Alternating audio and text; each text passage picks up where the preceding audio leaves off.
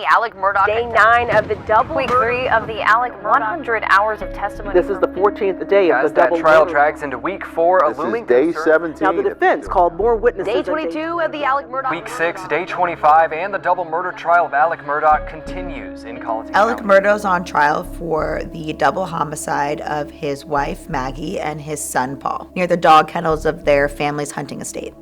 Local media has called it the trial of the century in South Carolina. It has attracted media from across the world.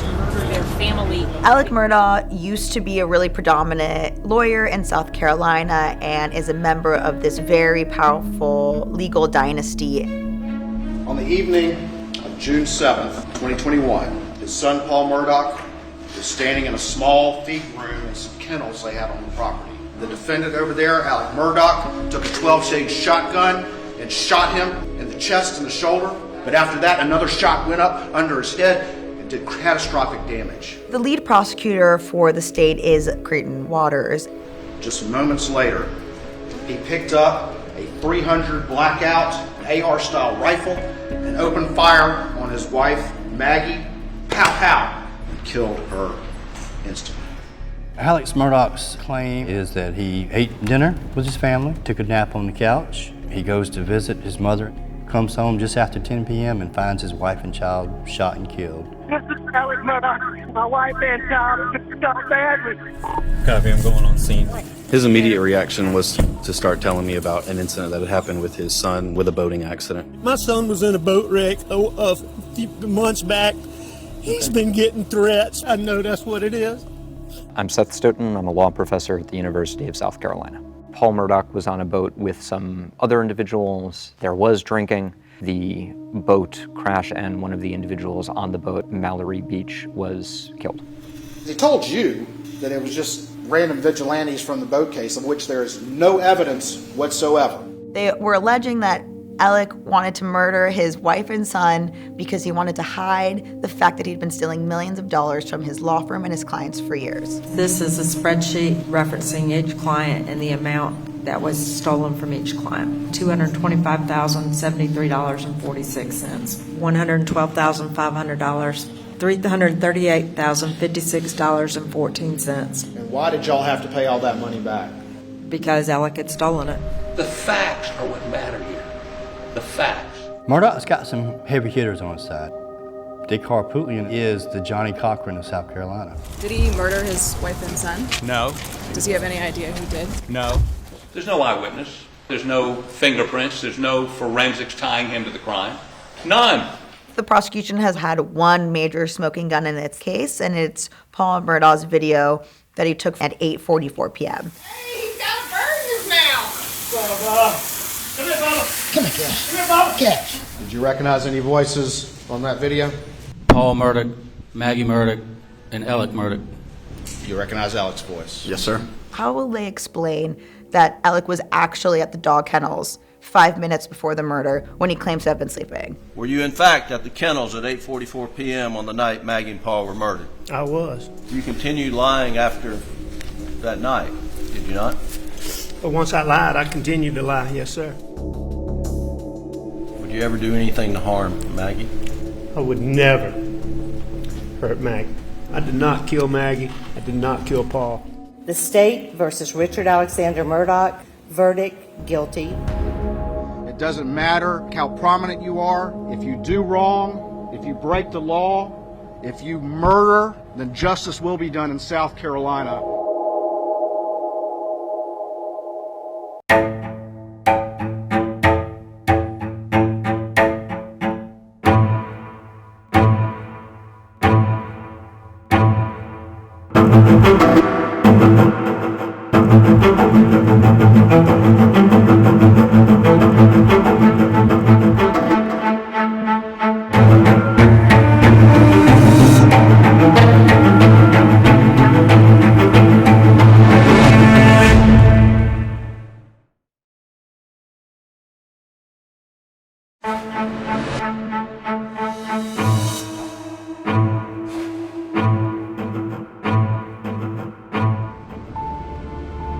It was a field trip to a ghost town.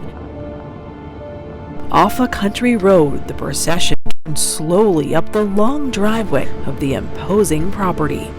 This convoy held the jury in the double murder trial of Alec Murdaugh.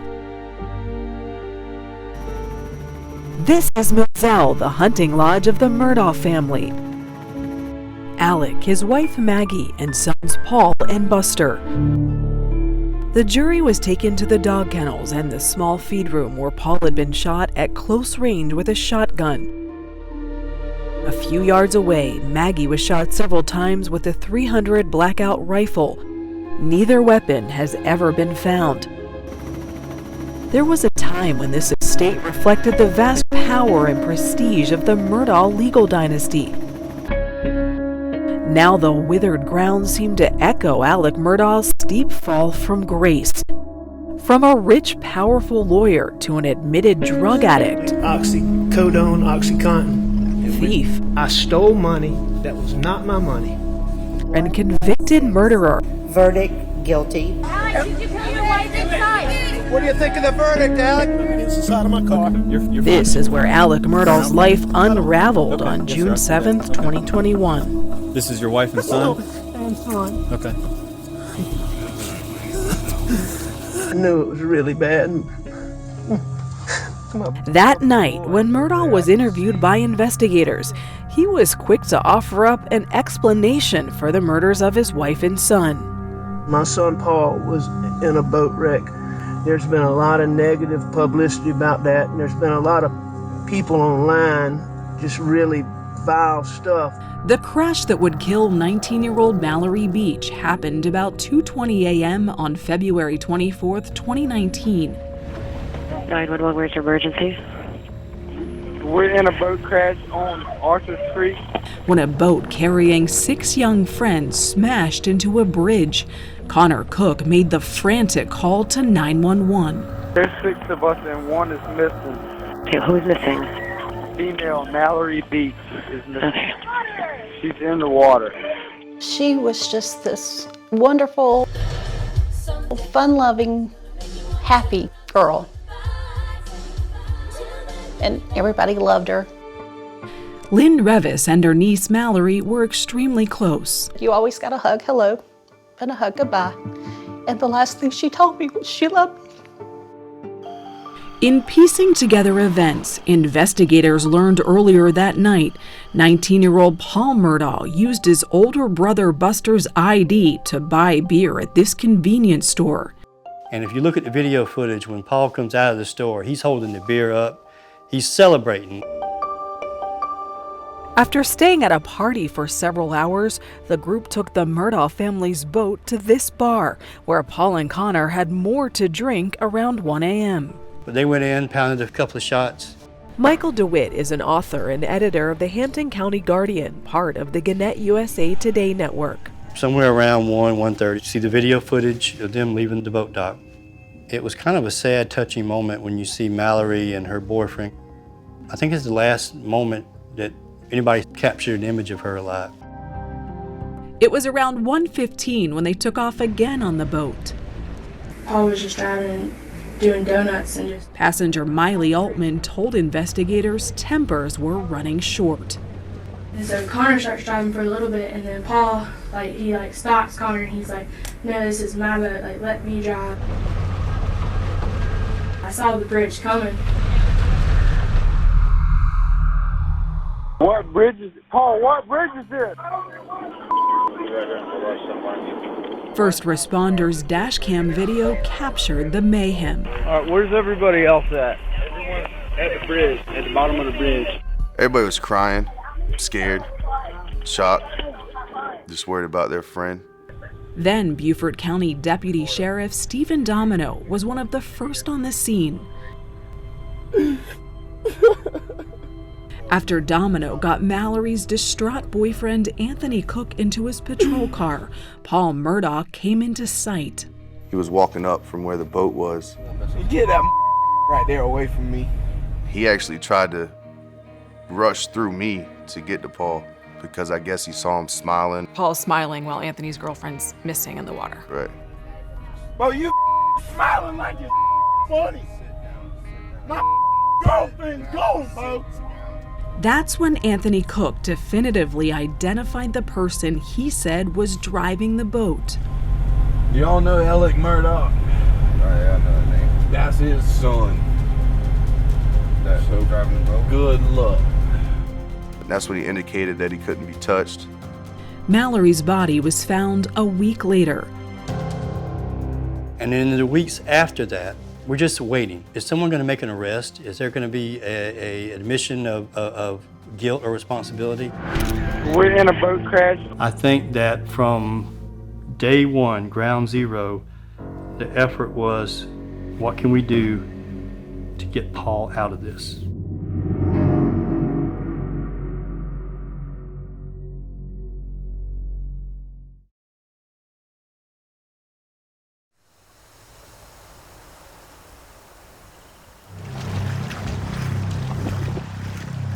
Who do you think is responsible for Mallory's death? I think Paul Murdaugh was. A month after the fatal boat crash, frustrated that there was no arrest, Mallory Beach's family filed a wrongful death suit against members of the Murdaugh family, which allowed them to depose the survivors about what happened that night. Paul was allegedly acting rash and reckless. In his deposition, Paul's friend Connor Cook said that the morning of the crash, he didn't tell investigators that Paul was driving the boat because he was afraid. And while at the hospital, he says he was told by Alec Murdaugh that he didn't need to tell anyone who was driving. Alex reportedly went from room to room to try to communicate with the other boat crash passengers and get them all on the same page. At the hospital, several hours after the crash, Paul's blood alcohol level was 3 times over the legal limit. He was getting belligerent with the nurses, staff, according to court records, just being loud and troublesome. But that morning and for weeks to come, many felt that Paul Murdaugh was not treated like a suspect in a crime. We didn't think he was going to be charged. Why? Because it was taking so long. We just didn't think we'd see that day. Nearly 2 months after the boat crash, Paul was charged with causing the death of Mallory Beach. He pleaded not guilty and remained free after posting bond, and the Murdaugh name began to tarnish. 2 years passed, and on June 7th, 2021, as Paul Murdaugh was awaiting trial in the death of Mallory Beach, gunfire erupted on the Murdaugh family estate. This is Alec Murdaugh at 4147 Moselle Road. At 10:06 p.m., a panic-sounding Alec Murdaugh called 911, saying he had just arrived home to find his wife of nearly 28 years, Maggie, and their son, Paul, shot. Is he moving at all, your son? I know you said that she was shot, but what about your son? They're not, neither one of them's moving. Maggie's friend, Caroline Price, called her godson Buster when she heard the terrible news. I said, please tell me this isn't true. And he said, yes, ma'am, Miss Caroline, it is. And he immediately, without prompt, said it was premeditated and revenge. They were trying to say that it was associated with the boat crash. That someone was angry at Paul. Yeah. Right. Due to the Murdaugh family's close ties with local law enforcement, the South Carolina Law Enforcement Division, known as SLED, the state's top investigative agency, took over the case. It was amazing to me how quick this rumor mill started. Maggie's friend Shelley West heard about the murders from a friend. I just said, do you think Alec did it? And he said, no, there were 2 guns on the scene. But it actually crossed your mind that he might have done it? Yeah, I mean, that was my first initial reaction. A lot of times the husband's the first suspect. And Caroline says she had a strange conversation with him after Maggie and Paul's funeral. He talked a lot about Paul. The fact that he wasn't going to get his day in court, he wasn't going to get to clear his name. Murdaugh offered a $100,000 reward as rumors and speculation swirled. Reports at the time raised questions about their marriage and claimed that Maggie was consulting with a divorce attorney. Marion, her sister, asked me, do you know anything about this? And I said, no. And she said, She never said anything to me, and she tells me everything. Maggie never mentioned there was any trouble in the marriage. Mm-mm. At a hearing a few months later, I questioned the Murdaugh family attorney Dick Harpootlian about the Murdaugh's relationship. Were there any problems in Maggie and Alex's marriage? Absolutely none. None. And I'm trust me, I was with them for almost 2 years. Always affectionate, always courteous, just a picture of a domestic bliss. And as for the theory that the murders were in retaliation for the boat crash, Maggie's friends say she never mentioned any threats against their family. She talked about how unkind everybody was and mean. The looks and the sneers. And they didn't seem to feel unsafe. I mean, they were still carrying on with their normal routine, day-to-day activities and things. As investigators tried to figure out who would want Paul and Maggie Murdaugh dead and why, a call came into 911 that another member of the family was under attack. Somebody stopped to help me, and they tried to shoot me. And it's almost been a case of episodic television where tune in this week and we'll see what's next from Hampton County, home of the Murdaughs.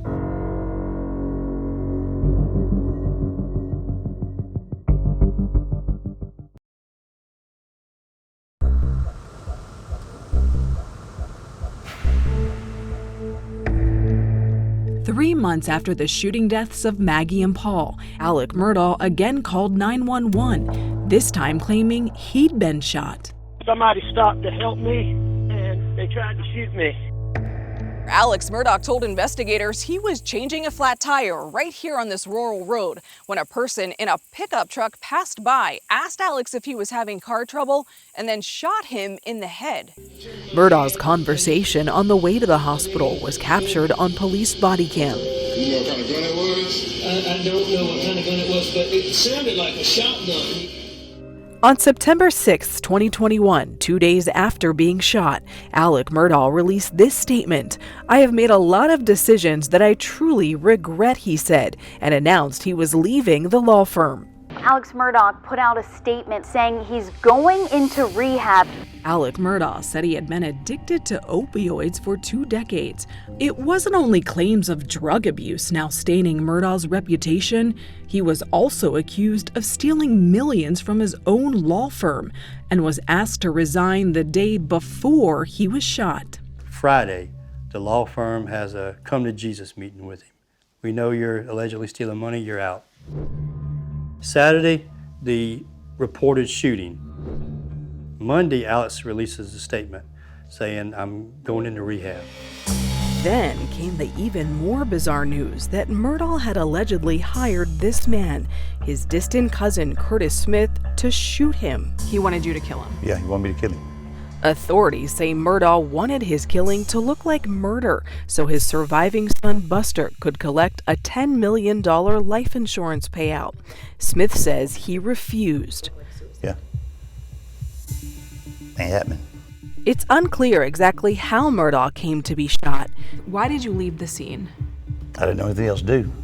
Smith was charged in connection with the shooting but has not entered a plea.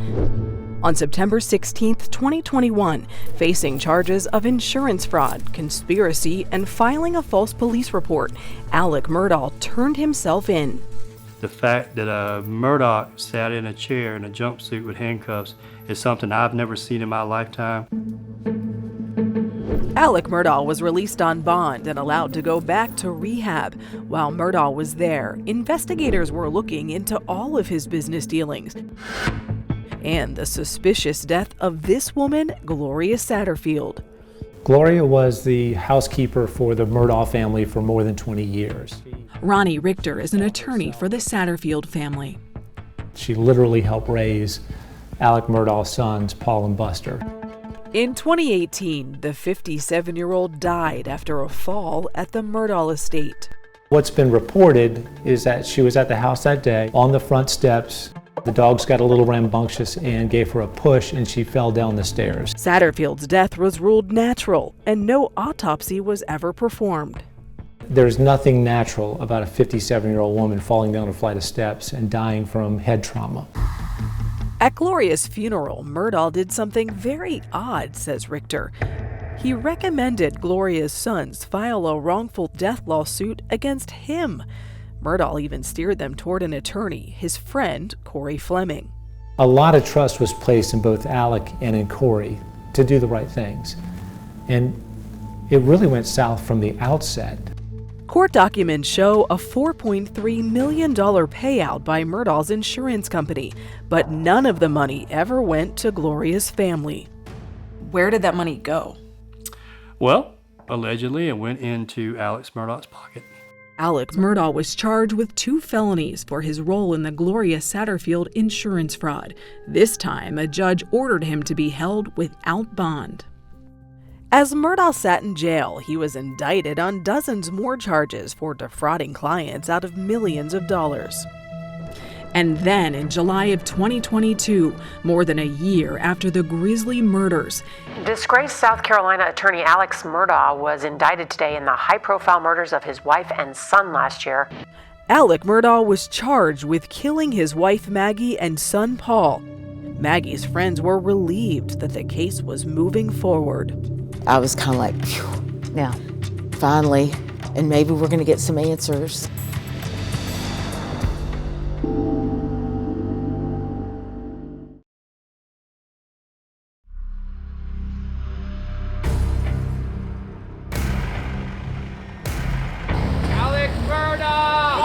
Kill your wife and your son!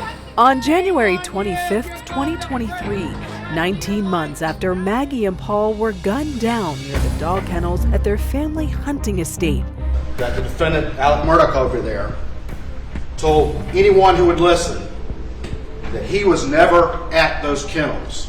Prosecutor Creighton Waters began laying out the state's case against Alec Murdaugh. But the evidence is also going to show from these things that every one of us, most of us carry around in our pocket, that he was there. He was at the murder scene with the 2 victims. I could see Mr. Murdaugh down at the end of the driveway. Central 717 scene is secured, both gunshot wounds to the head. First responders described the harrowing scene captured by their body cams. The male victim was close to a small shed in the dog kennel on the left. There was a large deal of blood that had pooled around his body. Turn around for me. I don't have any. Okay, yes sir, I see that. Okay. This is your wife and son? And son. This is official that they're dead? Yes sir, that's what it looks like. Investigators interviewed Murdaugh in a patrol car. My boy over there, I could see it was...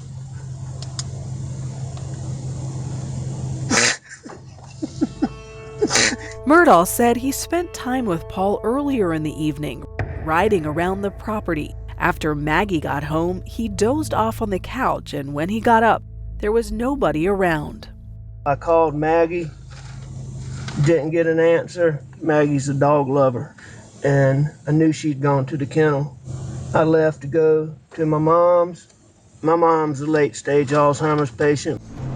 His visit with his ill mother would become his alibi. Murdaugh told investigators when he returned around 10 p.m., there was still no one home, so he drove down to the dog kennels. That's when he found Maggie and Paul. I tried to turn Paul over first, then I went to my wife, and I could see. I touched them both. Okay. I tried to take their pulse on both of them. When you first saw Paul, you said you tried to... Detective Rutland interviewed Alec Murdaugh that night and told the jurors she noted despite his claim of touching the blood-soaked bodies of his wife and son, he appeared clean. How would you describe the defendant's hands when you saw them? They were clean. How would you describe his t-shirt?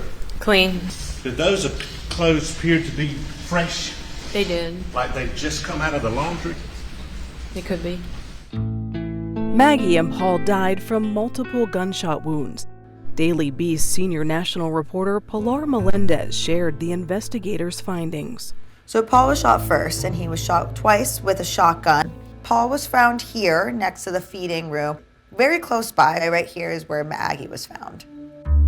Maggie was killed with a .300 blackout rifle and suffered 5 gunshot wounds. A crime scene specialist described her final moments. The shooter was right here. The second shot was not as close, but it still wasn't a long distance. It was approximately here, into the crown of the head. 3 days after the murders, building their timeline, investigators talked to Alec Murdaugh again. We sat down, we ate supper, and we hung around the house for a little while. I know that Maggie went to the kennels. I don't know exactly where Paul went, but he left the house too. I stayed in the house, and I actually fell asleep on the couch. The last time that you saw Paul and Maggie's when y'all were eating supper? Yes, sir.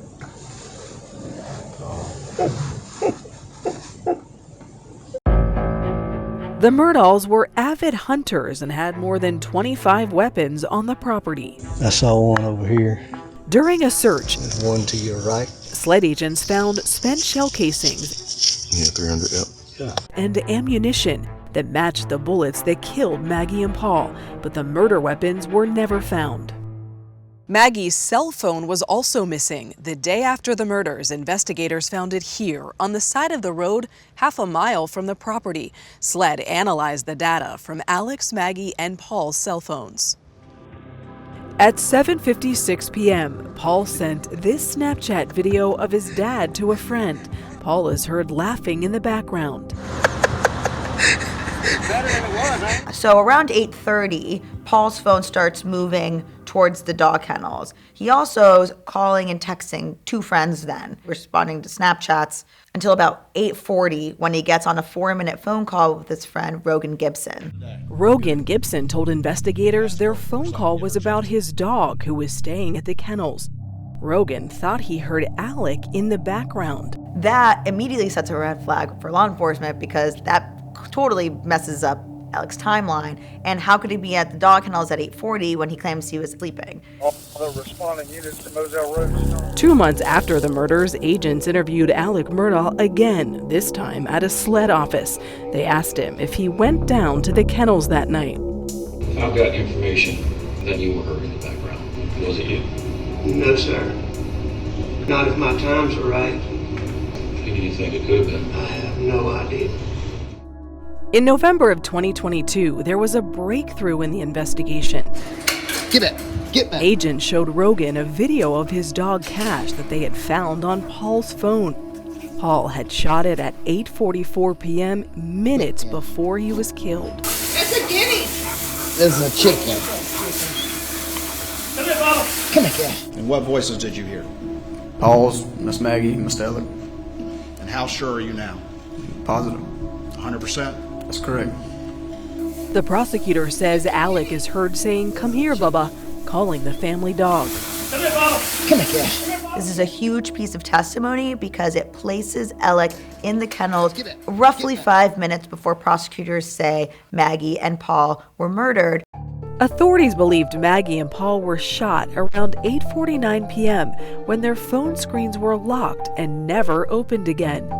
The prosecutor asked several other witnesses if they recognized Murdaugh's voice on that video.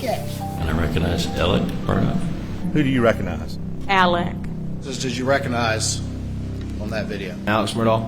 And every single witness has said with 100% certainty that that's Alec in the background of that video. And it also completely shatters his alibi. Alec Murdaugh's car and cell phone data showed he drove to his mom's house shortly after 9 p.m. Between then and until he returned and dialed 911 at 10:06 p.m., he made 10 calls to family and friends, including 5 to Maggie.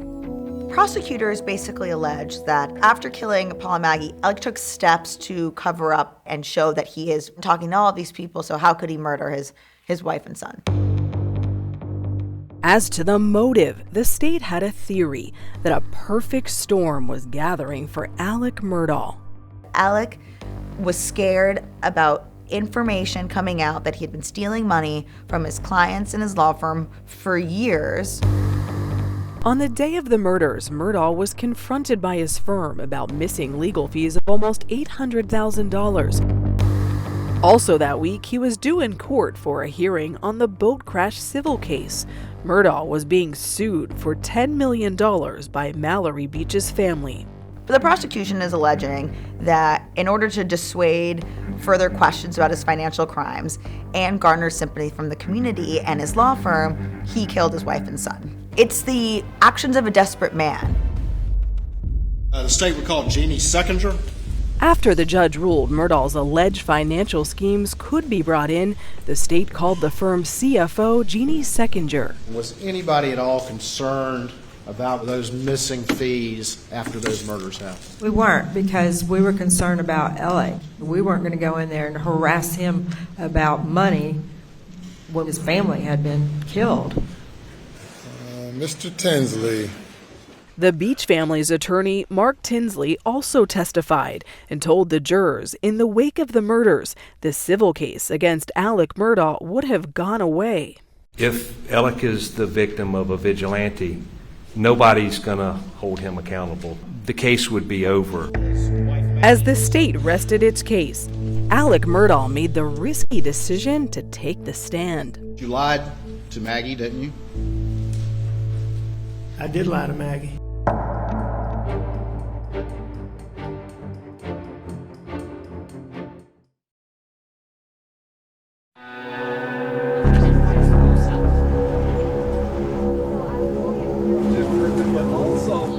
Have you made a decision as to whether you're going to testify? I am going to testify. I want to testify. Against his attorney's advice, Alec Murdaugh decided to take the stand in his own defense. Do you swear or affirm that the testimony you give today will be the truth, the whole truth, and nothing but the truth? Yes, ma'am. Under questioning by attorney Jim Griffin, Murdaugh is hoping the jury will look past his lies and believe that now he's telling them the truth. Did you kill Maggie? No, I did not kill Maggie. I did not kill Paul. I would never hurt Maggie, and I would never hurt Paul. Ever. Under any circumstances. After all the testimony identifying him on that kennel video, Murdaugh is forced to admit he was with his wife and son minutes before prosecutors say they were gunned down. Were you in fact at the kennels at 8:44 p.m. on the night Maggie and Paul were murdered? I was. Come here, Baba. Come here, Cash. Come here, Baba. Cash. Did you continue lying after that night? Did you not? But once I lied, I continued to lie. Yes, sir. Why? Oh, what a tangled web we weave. But once I told the lie, I told my family, I had to keep lying. I went to... Murdaugh claims he'd been compelled to lie because of an opioid addiction he battled for 20 years, spending tens of thousands of dollars a week and taking up to 60 or more pills per day. As my addiction evolved over time,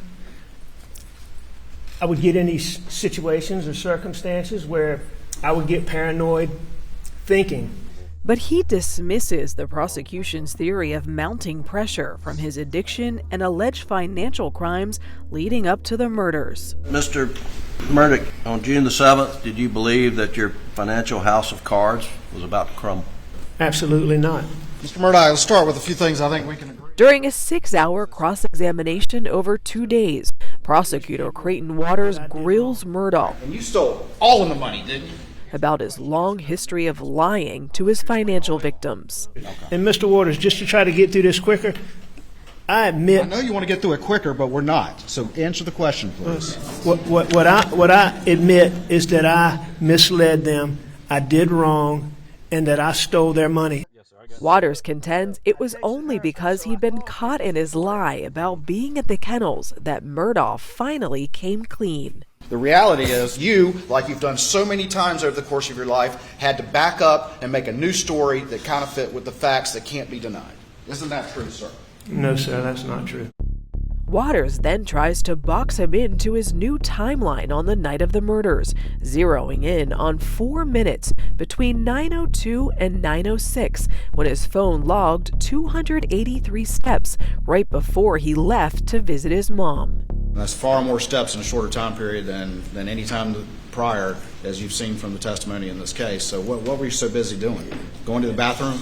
No, I don't think that I get on a treadmill? Went to the bathroom. No, I didn't get on a treadmill. Jogging place? Nope, I didn't jog in place. Jacks? No, sir, I did not do jumping jacks. Murdaugh reasserts his theory of the murders. That I believe that boat wreck is the reason why Paul and Maggie were killed. Because I can tell you for a fact that the person or people who did what I saw on June the 7th, they hated Paul Murdaugh and they had anger in their heart. Throughout the trial, the defense makes the case that Alec Murdaugh was a devoted family man.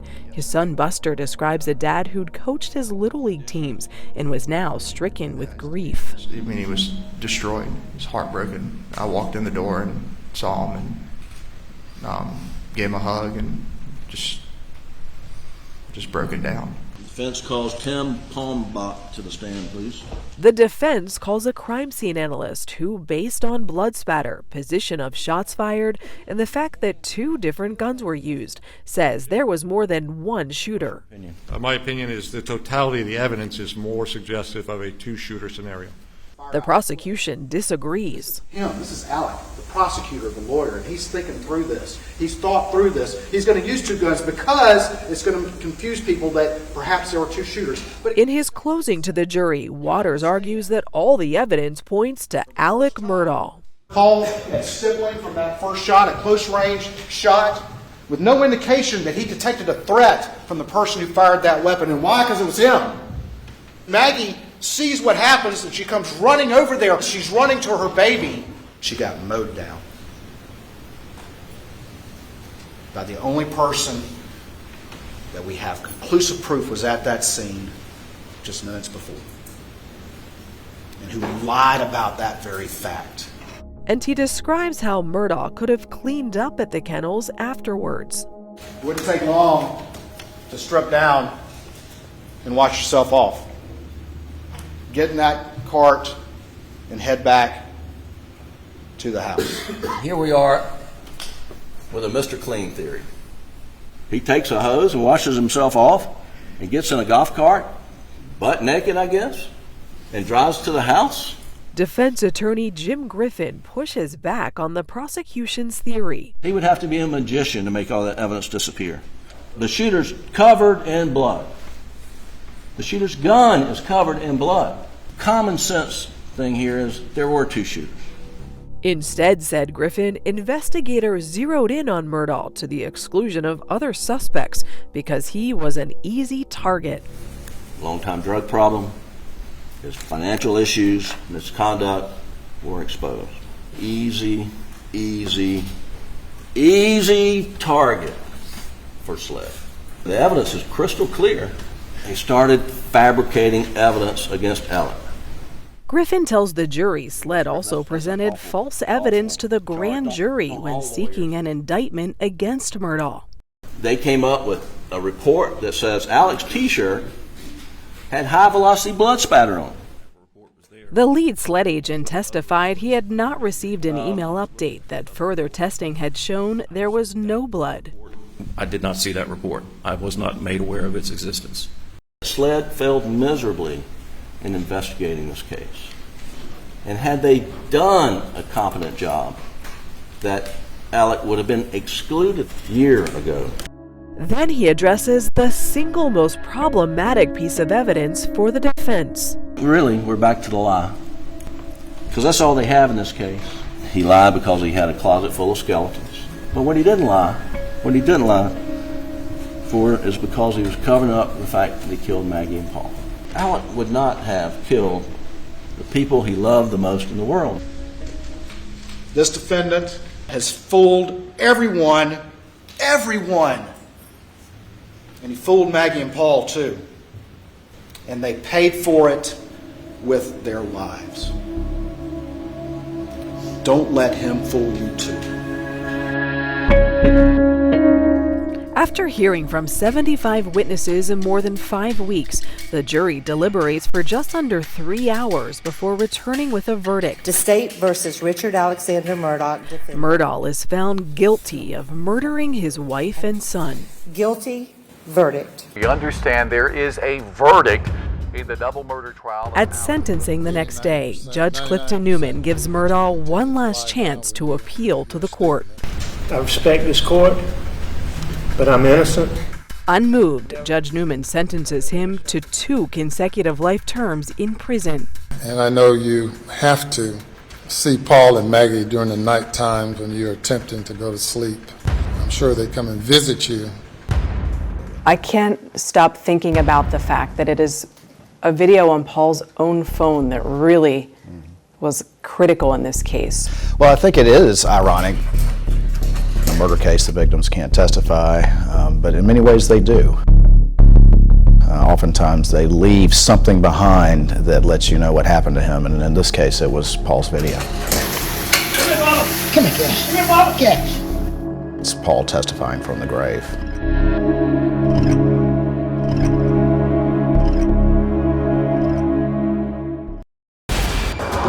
48 hours to miss it would be a crime. Were you at all prepared for what happened in this case?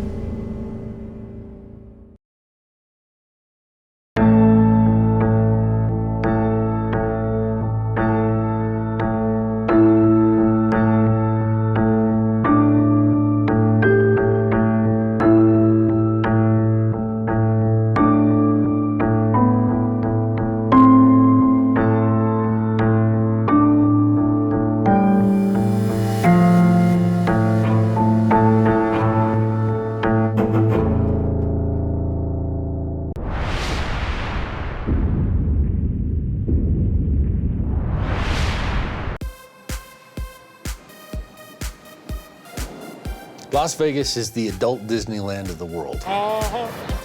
People come here to play. Adults come here to play. The other side of that is there is a community here that services that glitz and glamour, that go to work 9 to 5, run the banks, run the police department, run the fire department, and have just steady jobs. That's George. You know, an all-around great guy to hang out with, and he'll help you get the job done. You're just a very, very kind, generous, and giving person. And that's the George Tife I know. Well, Shauna was so young at heart, and she was so fun, and she always made me laugh. She looks like Barbie, you know, blonde, beautiful. Always had the long hair, you know, just looked perfect, like a little China doll.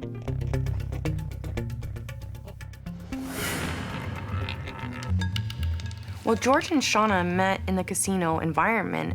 He saw this blonde person whizzing past him all the time. She was such a hard worker that he really admired that.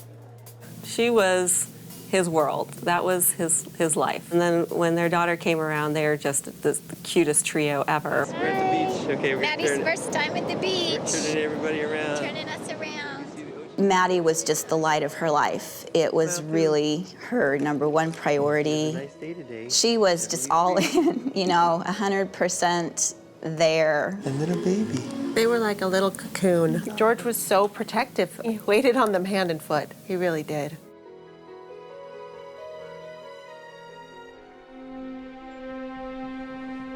In the early morning hours on September 29th, 2012, Shauna Tiafe would have gotten off work from being a cocktail waitress at a local casino. She went home. Parked her car in the garage, entered her house. A killer snuck up behind her and beat her to death with a hammer inside her own living room. Were you worried that someone was targeting casino women? Yes. We were all so scared. That, you know, this person was still out there. Was somebody stalking her? Was somebody obsessed with her?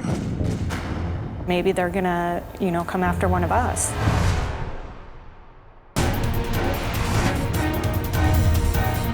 I'm Peter Van Sant. Tonight on 48 Hours, Vengeance in Vegas.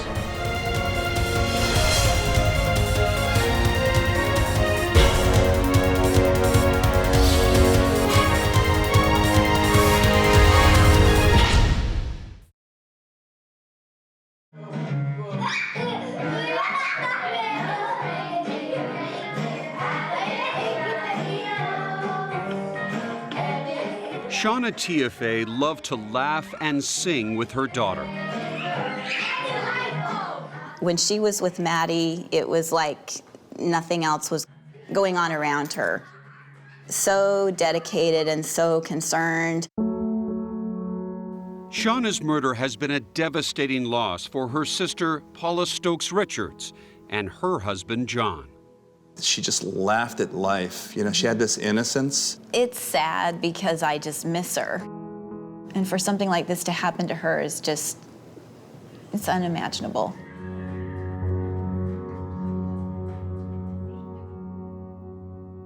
Shauna Tiafe, a Mormon born in Salt Lake City, was 28 when she moved here to Las Vegas. But to Shauna, Vegas was more than one big glitzy party. It was a city of opportunity. And it wasn't long before she got a glamorous job as a cocktail waitress at one of the hottest casinos in town.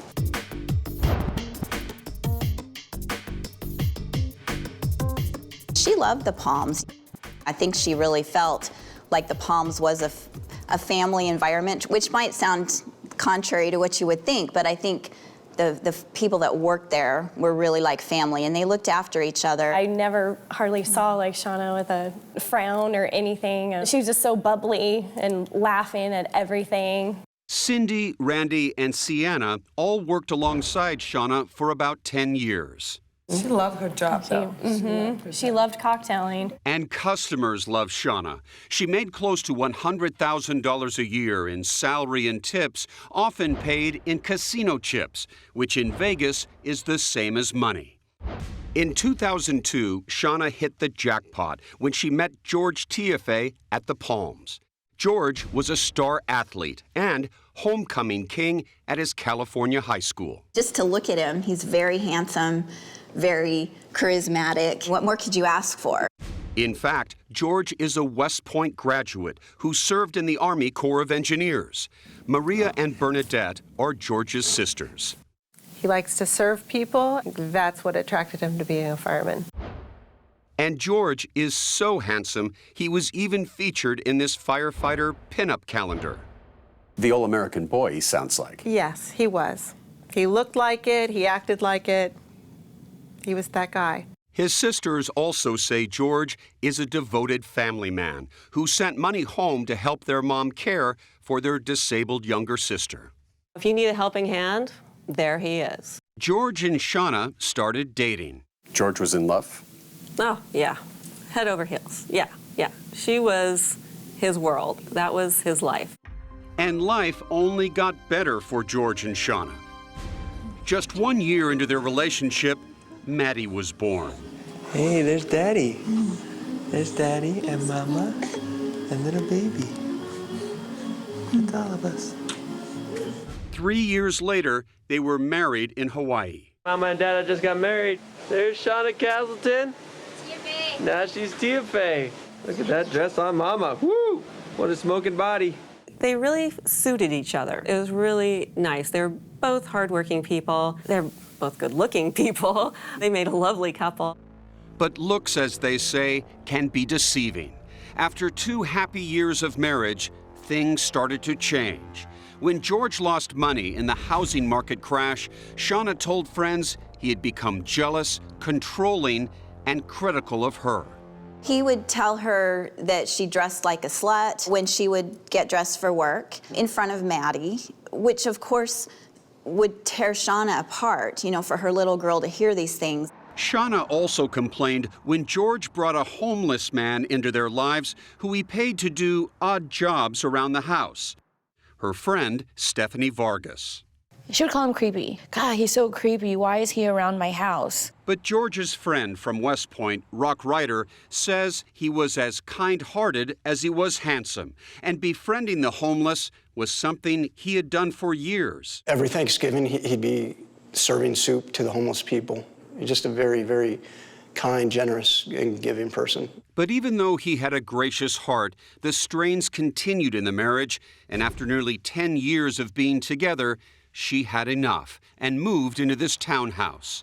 They shared custody of Maddie, but Shauna was reluctant to file for a divorce. She was sad. Her family was breaking up, and this isn't something that she wanted. She wanted the picket fence and the husband and the daughter. She wanted the fairy tale, and the fairy tale was falling apart.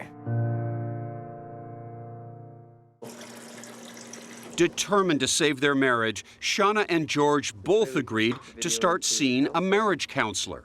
I think Shauna was an eternal optimist. You know, she just kept hoping that things were going to get better. Then, weeks before her murder, Shauna's townhouse was burglarized. Her wedding ring was missing. Strangely, a pair of her bathing suit bottoms were taken. And strangest of all, the robber left something behind. A pair of boxer shorts, size small. This burglary, did it shake her up? It did. But I just don't think that in her mind she ever thought that any harm would come to her.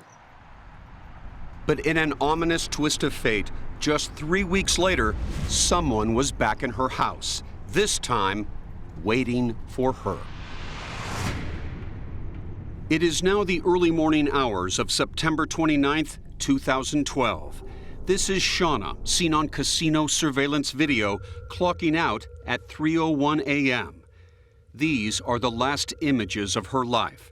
After a 30-minute drive, Shauna arrives home, letting herself in through the garage. She enters into the hallway. It's dark, there's no light. Dan Long and Terry Miller are investigators with the Las Vegas Metropolitan Police Department. She moves towards the stairway to go upstairs to her bedroom. When suddenly, Shauna was attacked by someone wielding a hammer. Her hands were up at some point to protect her head and her face. Her fingers were broken, and she was savagely beaten with this metal head of that hammer until she was dead. At approximately 9 a.m., George and Maddie arrived to pick something up when they walked in and he discovered Shauna's badly bludgeoned body. George immediately called 911. 911 emergency. I think I need to report a break-in and a murder. My wife is on the floor, bloody, stiff, not moving. Naturally, George is going to be our #1 suspect. A woman that he's separated from, he finds dead inside of an apartment. Detective Miller interviewed George in a police car at the scene. She was lying on the floor. Okay. And she was covered in blood. I just want to die. And she was surprised with what he told her. What shift did you work yesterday? A 24-hour shift. He said he was on call at the firehouse before he picked Maddie up. Maddie had spent the night at her grandmother's house while Shauna went to work. He had an alibi. And what did that tell you? He's not our killer.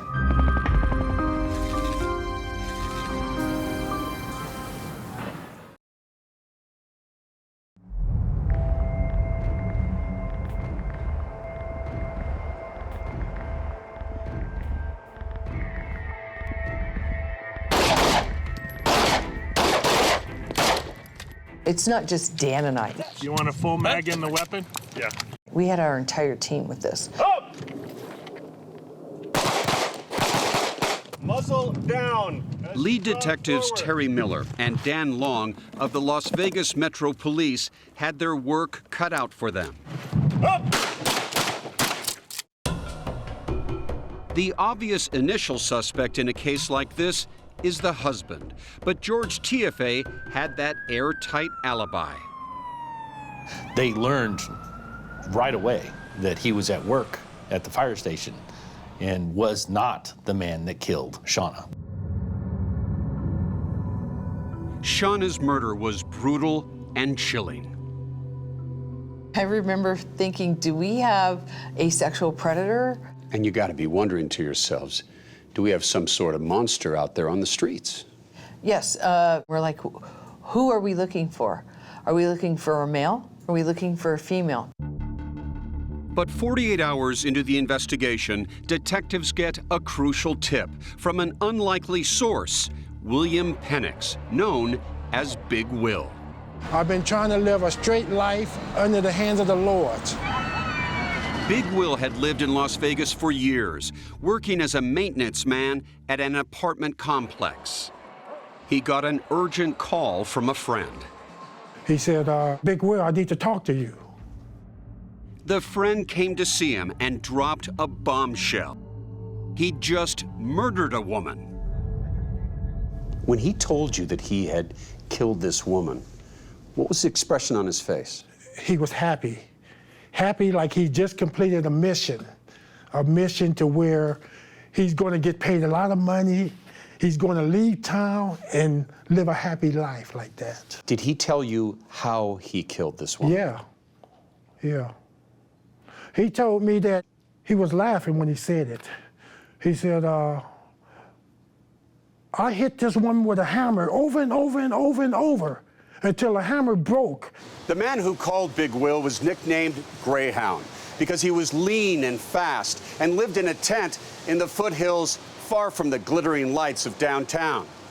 Greyhound was an ex-con and Big Will was helping him straighten his life out.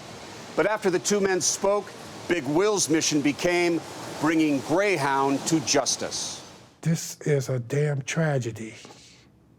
I said, so if I hear this on the news tomorrow morning, the best thing I can do is follow his tracks, try to hunt him down, so that I can try to bring some kind of closure to this woman's family. A gorgeous cocktail waitress, a mother, brutally murdered in her own home. That was it, a woman murdered, and Big Will knew exactly what he had to do. He called police. At first, detectives Long and Miller were skeptical. Initially, I was thinking to myself, you've got to be kidding me. He is giving the story about this man who lives up in the mountains in a tent, who is homeless, and it's kind of a crazy story. Crazy, but cops felt they had to check it out. Big Will told them Greyhound often walks miles from his desert tent to this Albertsons grocery store, where he'd been spotted before stealing food. So right away, they went with Big Will to look for him. I got out of the vehicle and went in to talk to the Albertsons employees in hopes that they would know who somebody named Greyhound that matches this description is. Big Will knew Greyhound sometimes sold drugs at the Chevron station right next door. Then, a stroke of luck. I see Greyhound. He says, hey, Big Will, what you doing over here? So I said, wait 1 minute, I'll be right back. Big Will then whispers into my ear and goes, that's Greyhound. We got lucky. Through the grace of God, he was there. I'm like, this can't be happening. I walk outside. I want to get as close as I can to him before he identifies me as a police officer. Cops identified themselves and immediately find drugs in Greyhound's possession. So they take him to police headquarters. And he's volunteered to come to our office and help us with an investigation. Greyhound's real name is Noel Stevens. He denies he has anything to do with Shauna TFA's murder. I have nothing to do with it. It's not me. You have the wrong guy. He tells us that he does live in the desert. He has a tent. All right, meet you there. All right. While Greyhound is held on drug charges, a massive police search is launched to find his campsite. Terry and I walked in. That fence, we had to climb through that fence. That was tough. This case came down to shoe leather. We ran it all down. Right on top of that little hill was where his tent was. It was out here, in these rocky desert foothills, about 8 miles from the Vegas Strip, which is behind me, that detectives, making their way through this treacherous landscape, discovered some important evidence. We brought a helicopter with us and a bunch of people to search, and we searched every one of these hills. Remote. Remote, yes. I walked past a small shrub, and rolled up underneath of the shrub was a pair of pants and looked out of place. Detective Sam Smith had found a crucial piece of evidence near the campsite, a pair of Stevens' pants. They were bloody. Police tested them on the spot. And what did you learn later about the blood on those jeans? Whose blood was it? That was Shauna TFA's blood. Back at headquarters, police confronted Noel Stevens with what they had found. Then they used an old trick to pry more information out of him. A lot of people don't know this. Investigators are allowed, I'll use this word, to mislead a suspect. No, we're allowed to lie. They bluffed Greyhound, saying someone fingered him for the murder. Stevens stuns the detectives by admitting he killed Shauna Tiafe. But why? More clues were found when police examined Noel Stevens' cell phone. What kind of numbers do you find on that phone? Well, we find a guy by the name of George in his cell phone. And when we ask him, who's George, he says, that's my friend, the firefighter. George was George Tiafe, Shauna's husband. And Noel Stevens was that homeless handyman who had caused friction in the Tiafe marriage. We looked at each other and bing, bing, bing, bing. You hit, Absolutely. This is Vegas. You just hit all sevens, right? Yes, we did. Exactly. Yes, we did.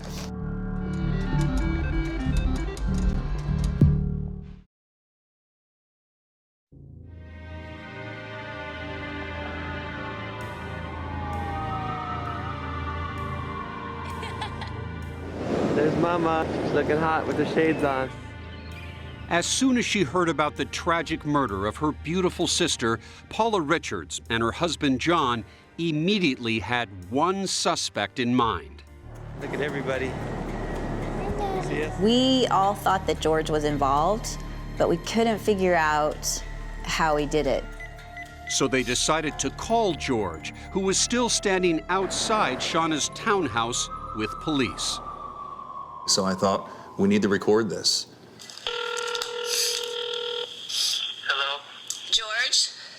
Yes, This is Paula. Can you tell me what's going on? Shauna passed away. And what did they do to her?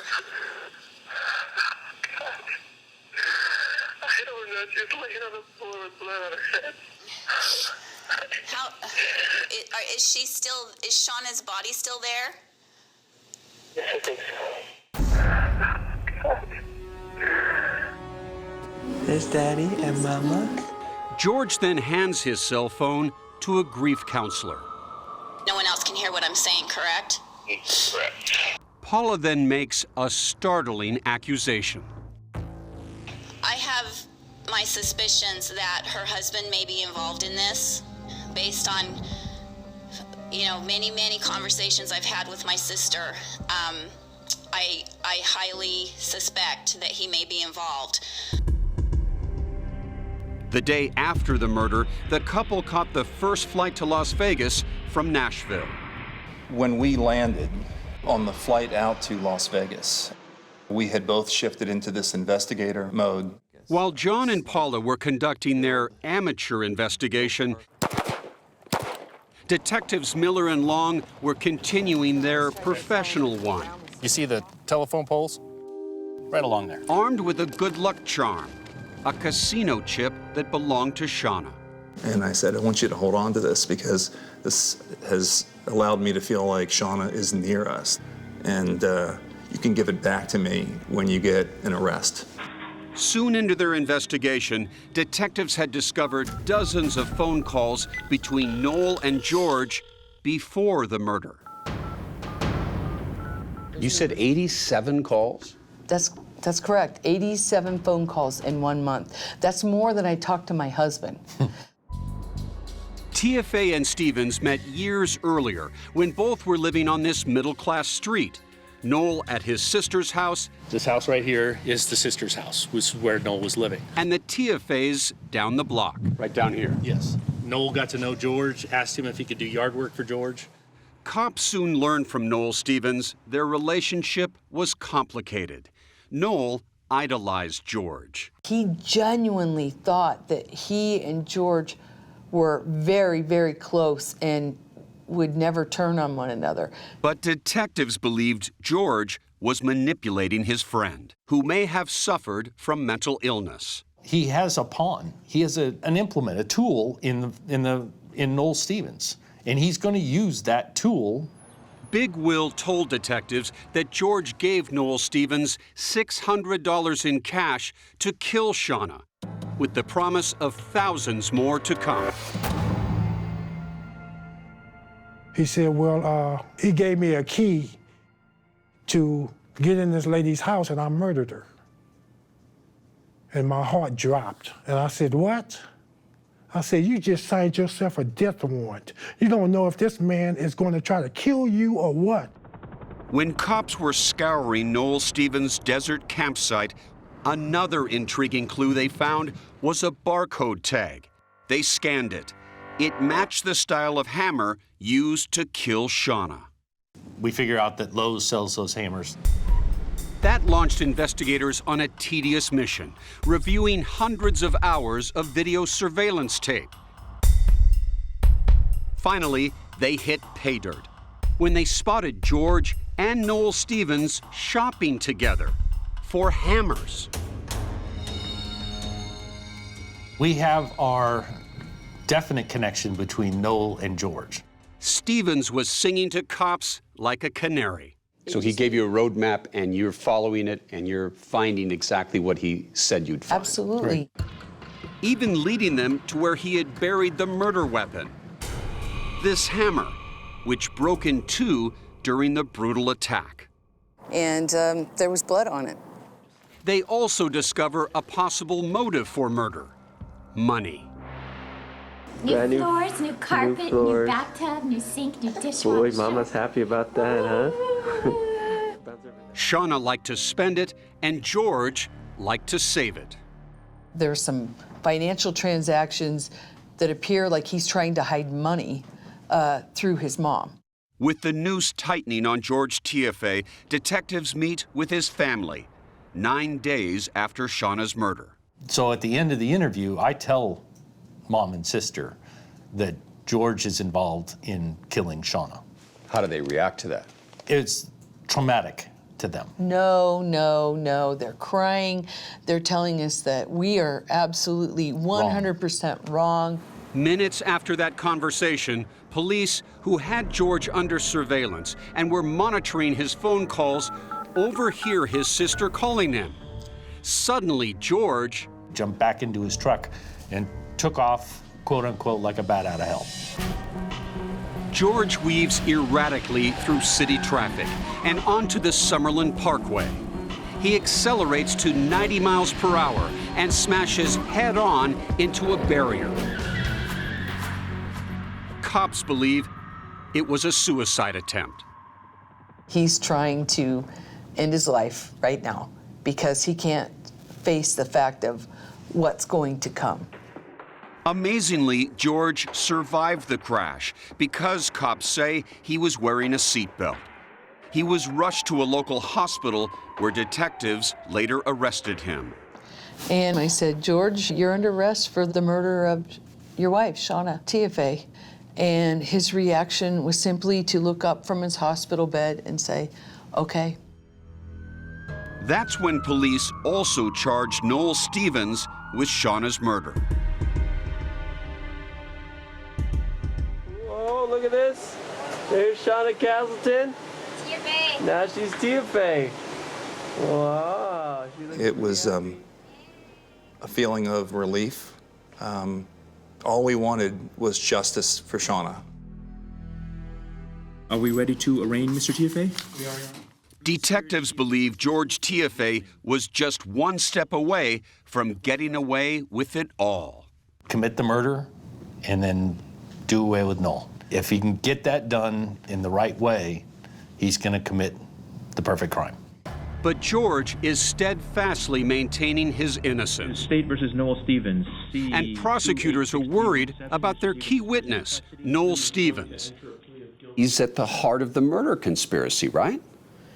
He is a very important factor in the case. He's mentally ill, right? He has a violent criminal history, and he's your star witness? You know, the defense wants him to be our star witness.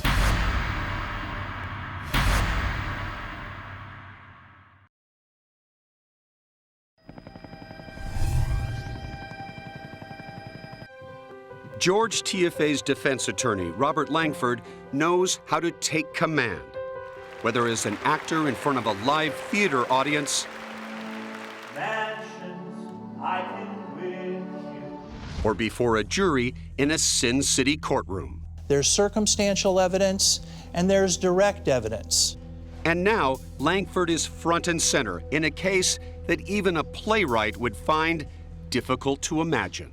It's a good story, it's real interesting, but it's not evidence yet in the case. Who is responsible for the murder of Shauna Tiafe?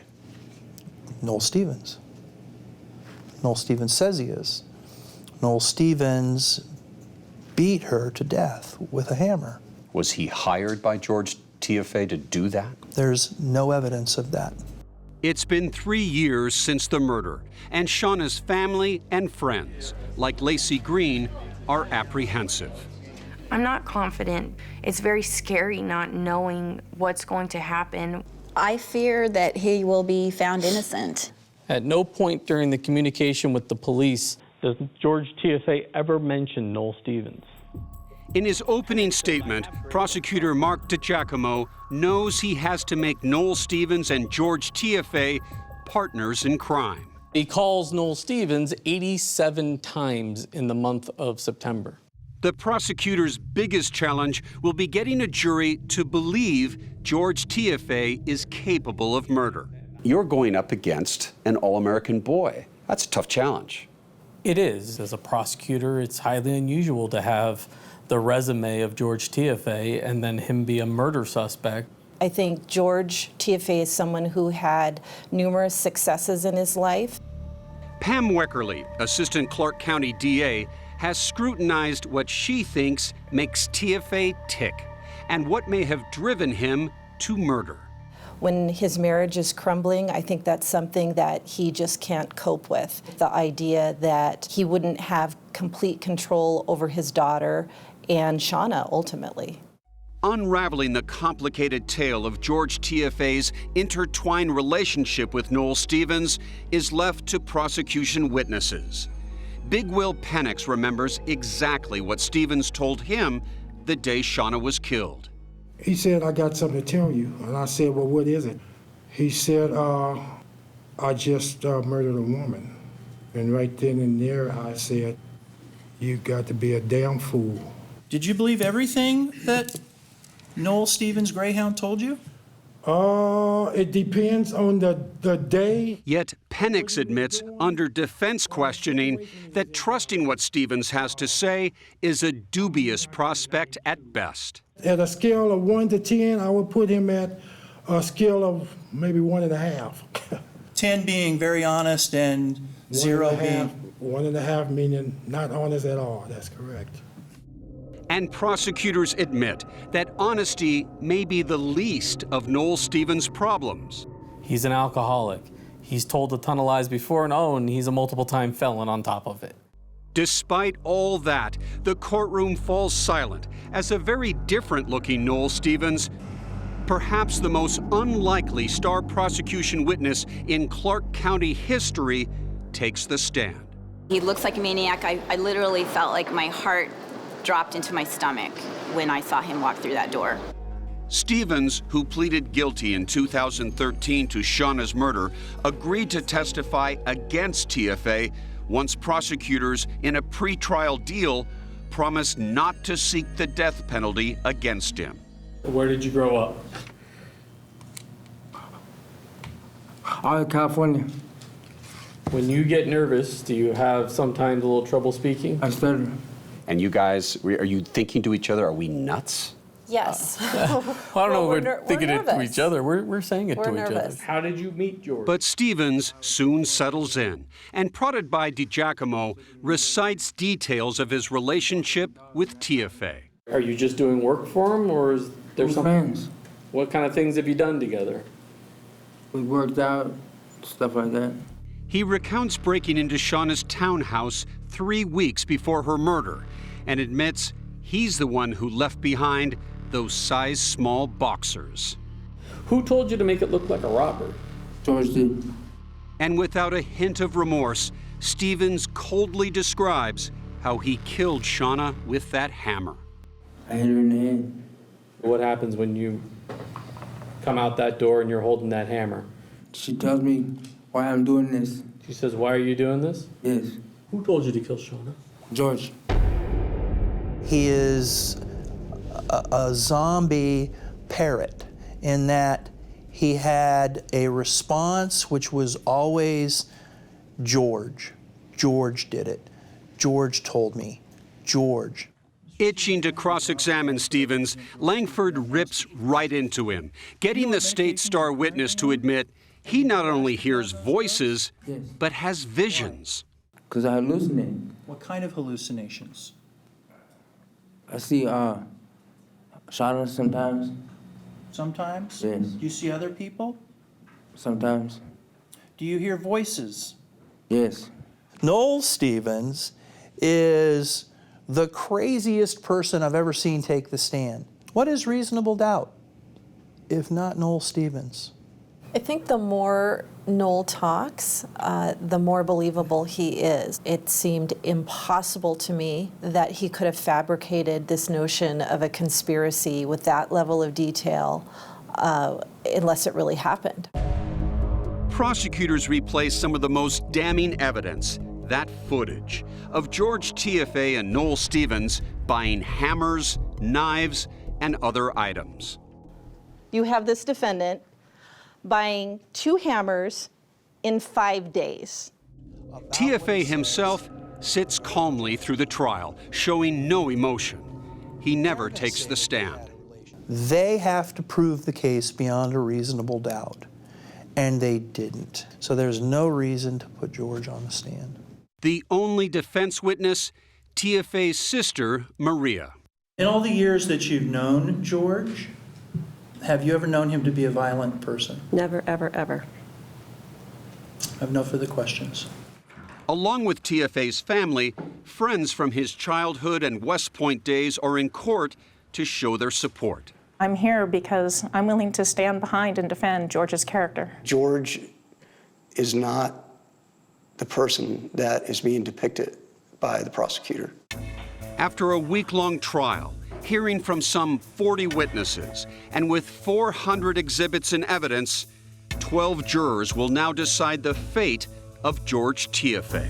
Juror Roy Wright had questions. Were they just buying these things for Noel to be a handyman with, or were they buying them for a murder? My fear is that the defense is able to discredit Noel enough that it causes reasonable doubt.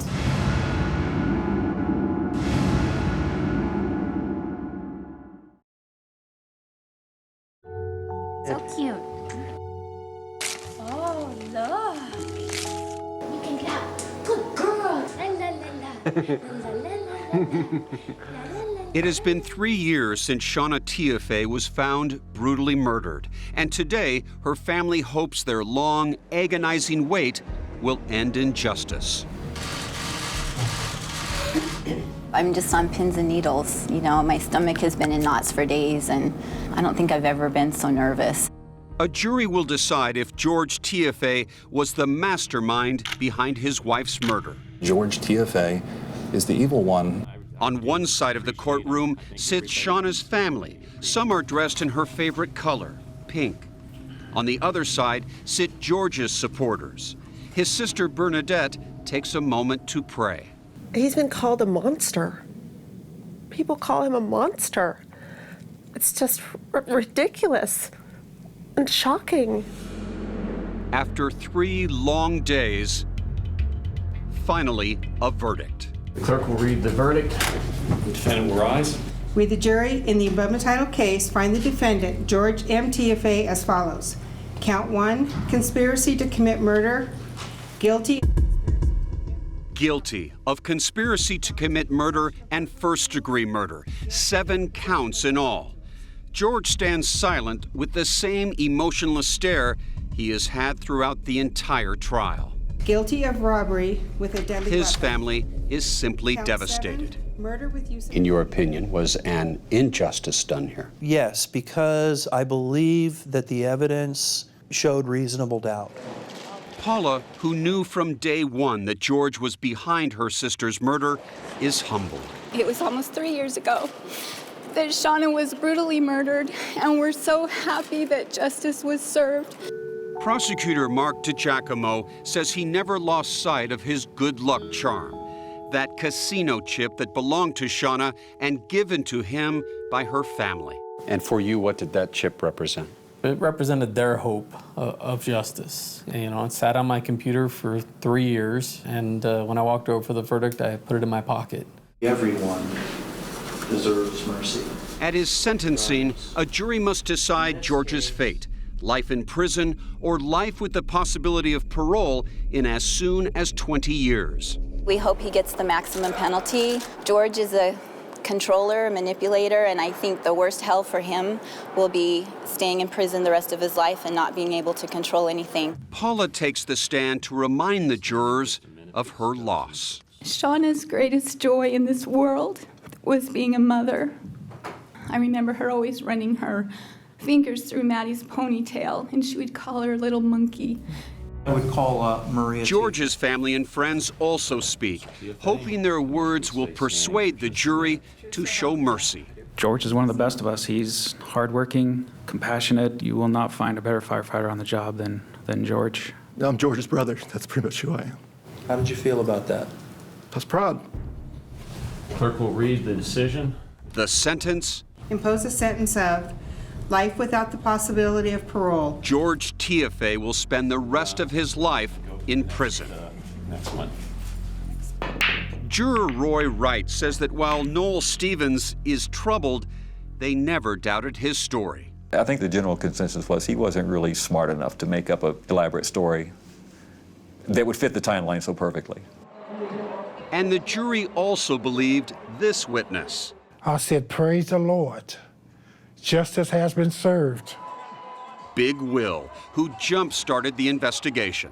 Is Big Will a hero in this case to you? He is, and he doesn't believe in being an individual who turns a friend in.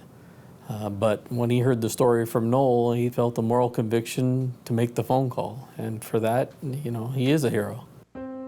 With the trial behind them, Paula and John Richards worry about Shauna's daughter, Maddie, who is now 11 years old. She has lost both of her parents. Maddie lives with George's mom, but Paula and John visit her often. I'm sure she was hoping her daddy would come home, but when she's old enough, I'll explain to her why that's not the case and why it shouldn't be the case. Oh, it's fun and it's too bad. One more so This is her first big dress.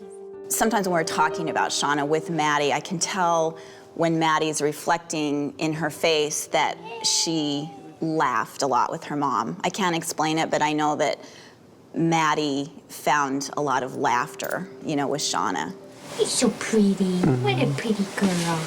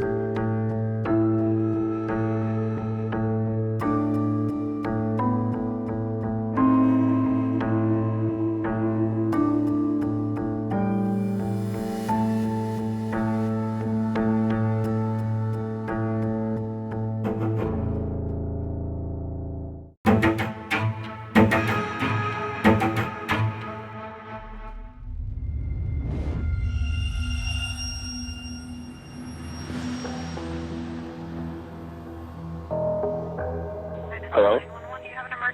There's a house that's on fire on the other side of the fence. There's fire coming out of the window. I think I heard screaming and crying. I don't know. Did it sound like it was coming from the residence? Yeah, I think so. The lead detective called me. He said there was an accident at your parents' house. And he said there was a fire. Your parents didn't make it. I just started hysterically crying. So I flew up on the first flight out the next day, and that's when they told us what had really happened. The fire wasn't an accident. My parents had been shot, and the fire was a cover. How, why, and who? Neighbors on this usually quiet street are stunned. It's not real.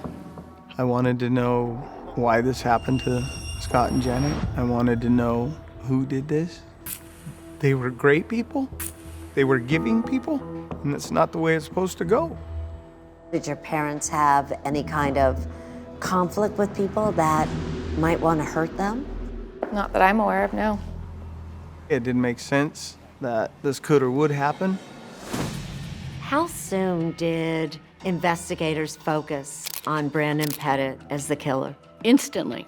They focused on Brandon as soon as one of the neighbors said, oh, they have a son that's weird.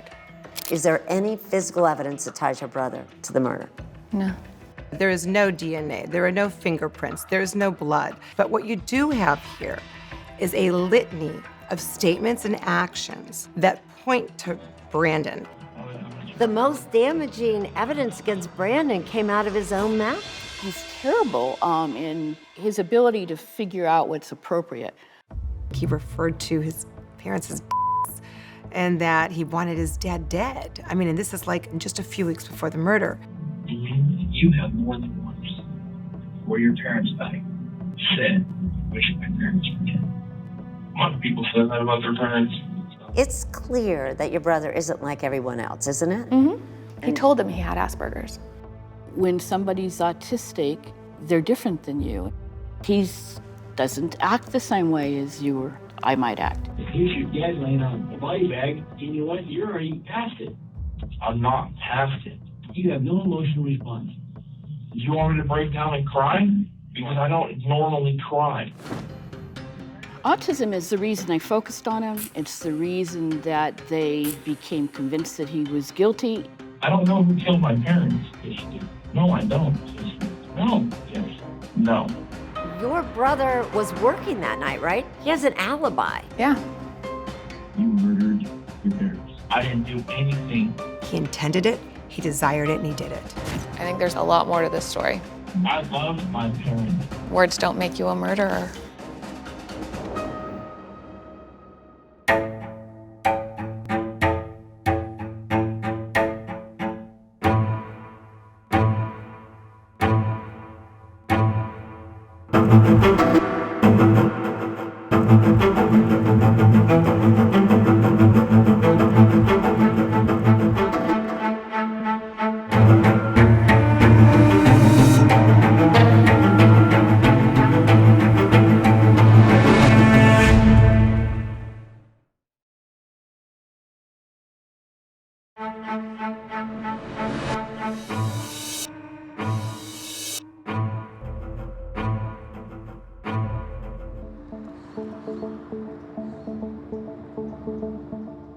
The morning of August 8, 2013, had started out full of promise for then 28-year-old Lauren Pettit living in Los Angeles.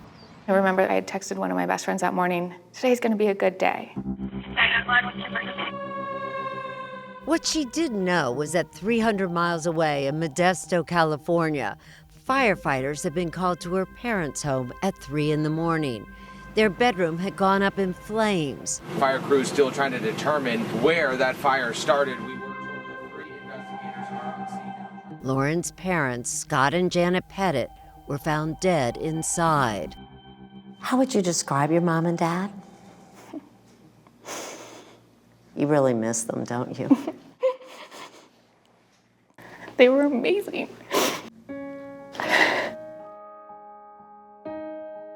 Two of the family's dogs also didn't make it, but one, Bailey, survived.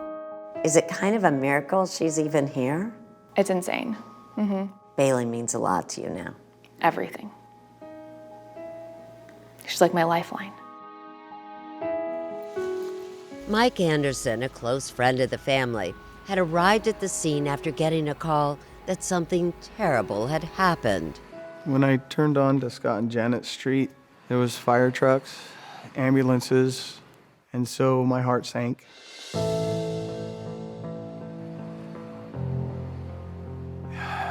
gonna say it's like losing an arm or something. You lose a part of your soul, a part of your body. And that's what it felt like. This can't be happening. But it was.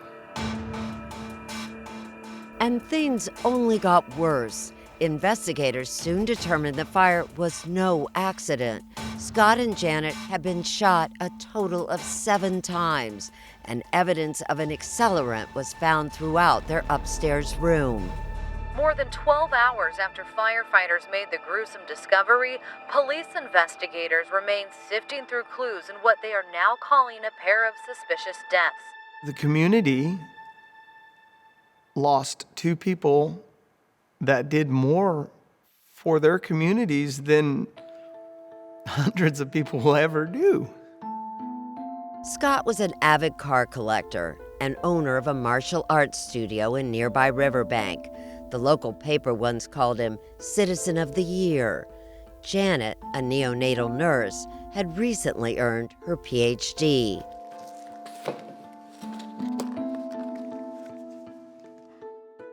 When you think about your mom, what comes to mind? She was just incredible, very caring and selfless. My dad was very sarcastic, very witty, loved to give back, loved to help everyone. The couple had been in their late 20s when they first met. Scott was working as a paramedic then. I believe the story is he was bringing a baby in from the ambulance, and she was one of the receiving nurses. The two would later marry and start a family. Lauren was 2 years old when her brother Brandon was born, and the family was complete. Your mom writes, Lauren was so excited to have her baby brother home. You do look very happy to have a little brother. Mm-hmm. First kiss from a big sister. Mm-hmm. I think I thought I had a new toy.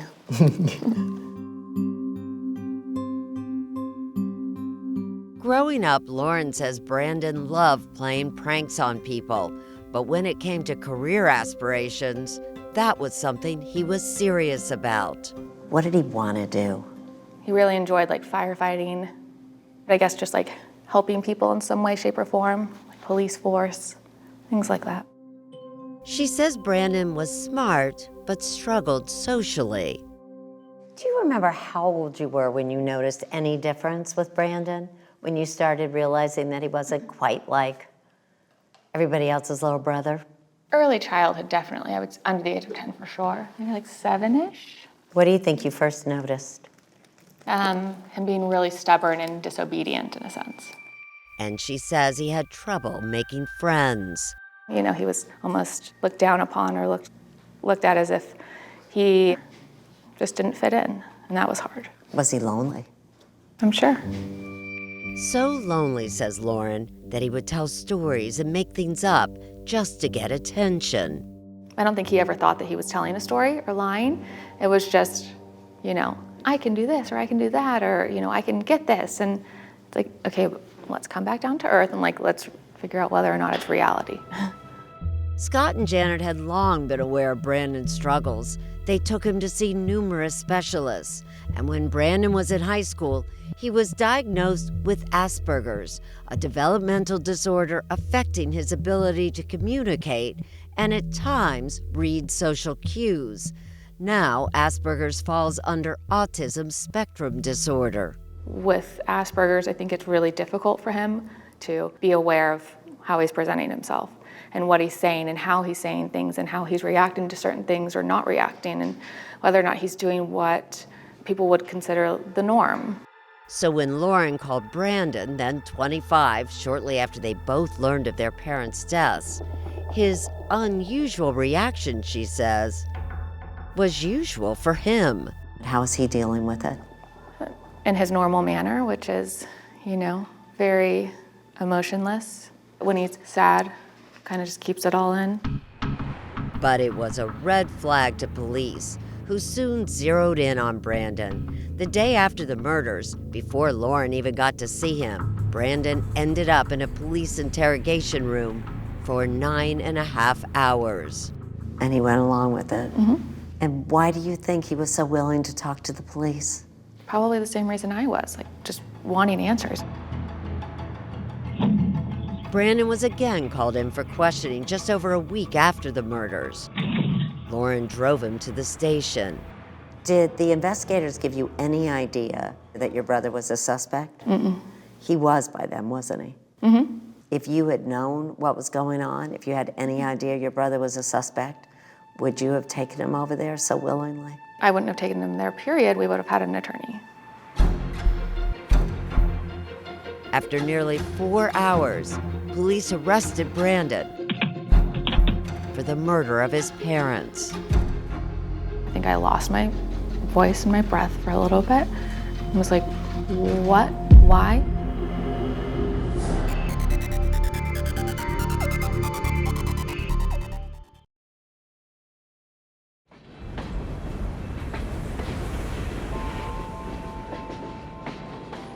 Just over a week after suddenly losing her parents, Lauren now had to deal with the news that her brother had been arrested and charged with the murders.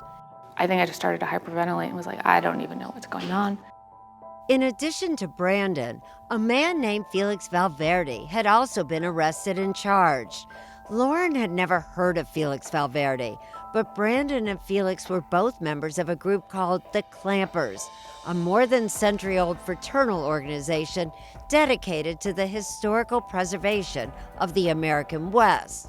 But Clampers are also known for enjoying getting together to drink.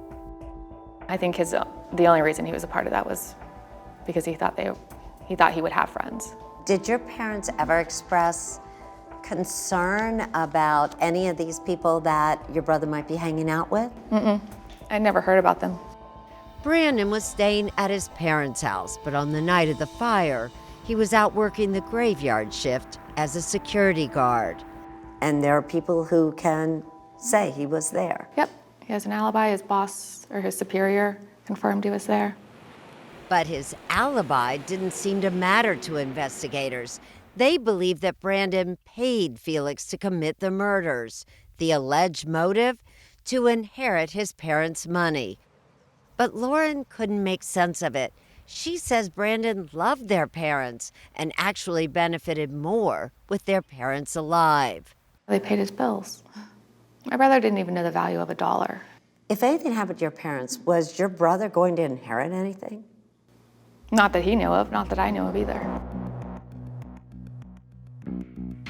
Police first began looking at Felix after Brandon, in his first interview with police, mentioned other friends, but curiously failed to mention Felix. That led to a search of Felix's apartment, where their suspicions paid off. They found keys to the Pettit home, Scott and Janet's wallets, a box of ammunition, and 7 spent shell casings concealed in a planter outside. Significant because Brandon's parents were shot a total of 7 times. Hours later, police called Brandon in for that second taped interview and confronted him. How did he come up with the keys to kill your parents? I don't know. You know why? You gave them to him. I didn't give him. But the detective told Brandon that Felix was telling a different story. Felix says you gave him the keys.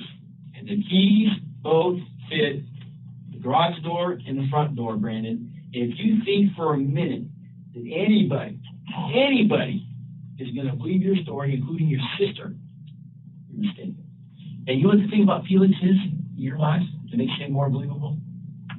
He's remorseful. I mean, remorseful. How does that mean? Sorry he did. The detective also told Brandon that he had phone records showing that Brandon and Felix spoke the night of the murders. Well, yeah, on my break, I was asking him what we were doing for the weekend. Despite the pressure, Brandon repeatedly denied having anything to do with the deaths of his parents. I don't know who killed my parents. Yes, you do. No, I don't. Yes, you do. No. Yes. No. But in that second interview, Brandon made incriminating admissions. Brandon said that he gave Felix bullets sometime in the weeks leading up to the murders. He had asked me for the box of bullets that I had because my .22 hasn't been fired in 2 years because I don't have a bolt for it. And he admitted giving Felix $100 just days after the murders. But the most jaw-dropping part of Brandon's story was when he told detectives that about a month before the fire, Felix had threatened to kill Brandon's parents. unless Brandon paid him $10,000. And you haven't told us something that is this important, and you're telling us now? I'm remembering a lot. You know what?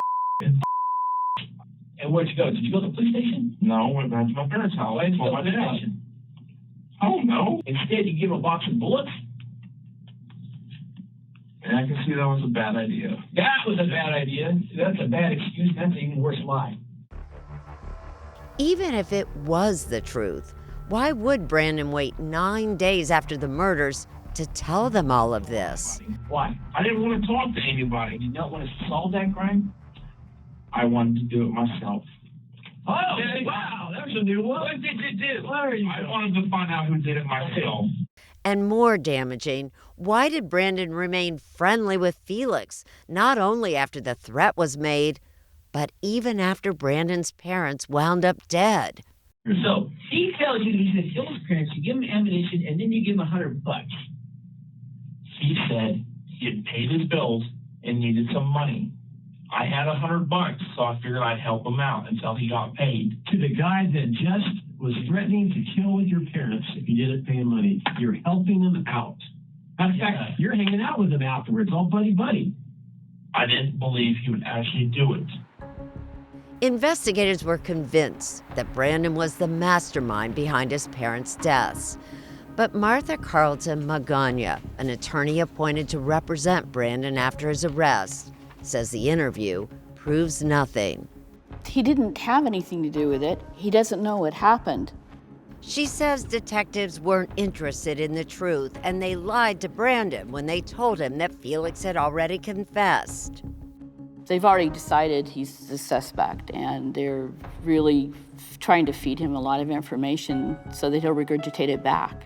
She says the detectives knew Brandon had Asperger's. And this whole Asperger's thing, I'm not buying any. And suggests they mishandled the interview. Do you believe they were taking advantage of his condition? I think they were doing what they always do, and because of Brandon's condition, he was more vulnerable to that kind of interrogation. Everything in that second interview needs to be taken with a grain of salt. Lauren agrees and firmly believes her brother's innocent. He really is a good person. Does this seem at all in your brother's character to have your parents killed? Not at all. But Brandon's statements in that interview wouldn't be the only hurdle that his defense would have to overcome. A young woman by the name of Sarah Wilson had surfaced. In the weeks leading up to the murders, she says Brandon had been promising her the world, things that only money could buy.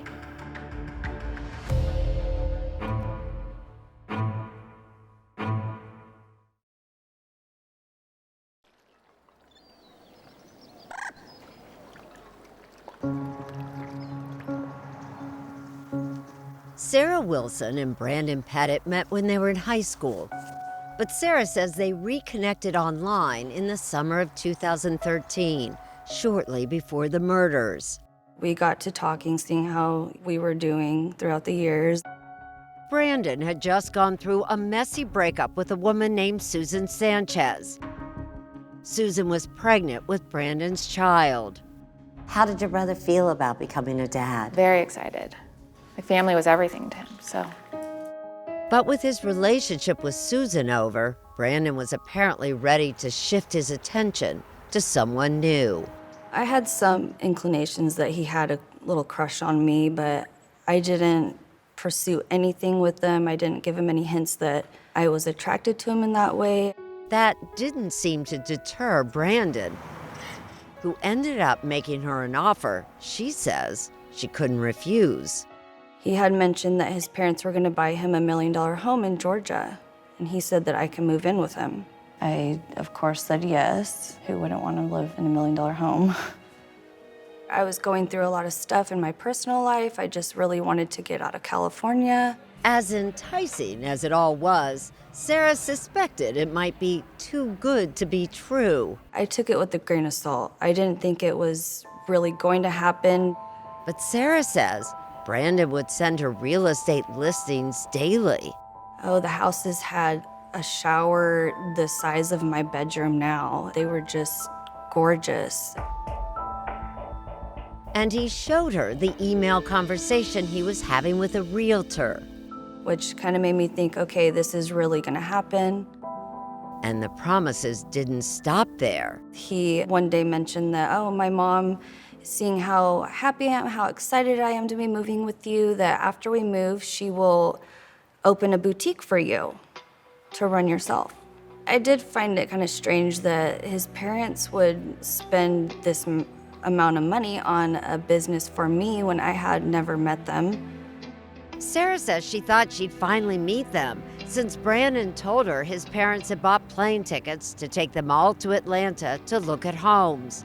But a couple of days before that supposed trip, Sarah received a strange text from Brandon. I got a text out of nowhere from Brandon saying, "You're getting a boob job for Christmas, LOL." The text came in at 10:43 p.m. on August 7th. Just a few hours later, Brandon's parents were discovered dead. He delivered the news to Sarah the next morning. I got a text from Brandon saying my parents died last night in a house fire. I didn't press them for any information. I just figured that's a touchy subject. His parents had just died. On August 9th, after Brandon's first interview with detectives, Sarah says he called her and they met up. He told me that his aunt had canceled the flight tickets and they just want to keep that under wraps, so don't tell the detectives that. I thought that was very odd. That's when I started to think, something's kind of weird. Sarah would later learn there were no airline tickets, no trip to Georgia planned, and Brandon's parents didn't die in a house fire. They were murdered. It wasn't long before detectives showed up at her door. They just started asking me questions about Brandon. She told them everything about those $1 million homes, the supposed trip to Georgia, and the text Brandon sent promising her a breast enhancement just hours before his parents were killed. For police, it amounted to a financial motive for murder. But Lauren Pettit believes it actually amounts to nothing. Do you believe your brother really told her those things? Possibly, but that was just who my brother was. Brandon's defense attorney agrees and says Brandon's conversations with Sarah shouldn't be given much weight at all. That was a fantasy he was playing out with a girlfriend to impress her, which he'd always done. Brandon actually called a realtor and actually pinpointed some houses. Is it possible that Brandon decided he was going to make that fantasy come true and killed his parents so he'd have the money to actually buy that house? I don't see that as being realistic. I see that as being something that Brandon did in order to impress friends. What about the fact, though, right before his parents died, he had texted Sarah Wilson and said, for Christmas, you're going to get breast enhancement surgery. Just a coincidence, Martha? Yeah.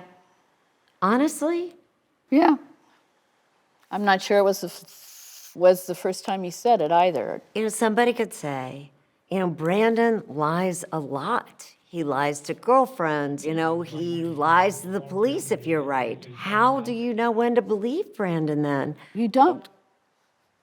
Brandon lies a lot and very badly. There's no question about that.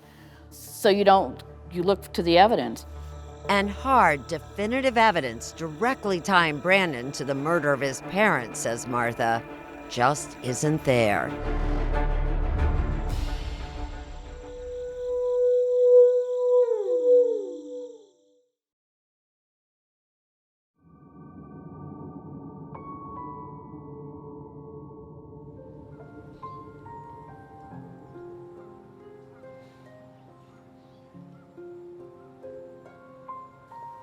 Lauren Pettit stood by her brother Brandon. He's so much bigger than I am.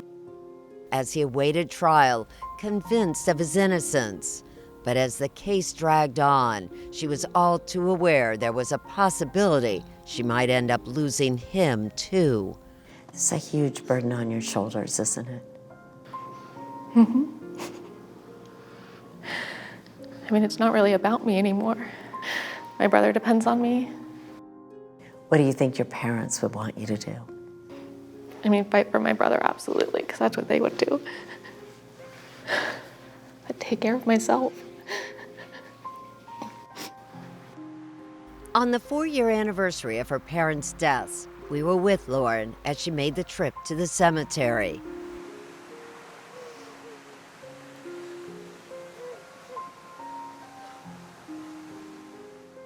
On that same day, she visited Brandon in jail as well. Instead of it being face-to-face, it's video visitation, and I see him on a screen for 30 minutes. One court delay after another. It was 7 long years from the time of the murders of Scott and Janet Pettit to when Brandon Pettit's trial finally began on September 1st, 2020. Cameras were not allowed in court. Defense attorney Robert Winston was now representing Brandon, and he was up for the challenge. I've had a lot of cases over the years, so the basic case wasn't that unusual. The fact that Brandon had Asperger's, that put a new dimension on the case.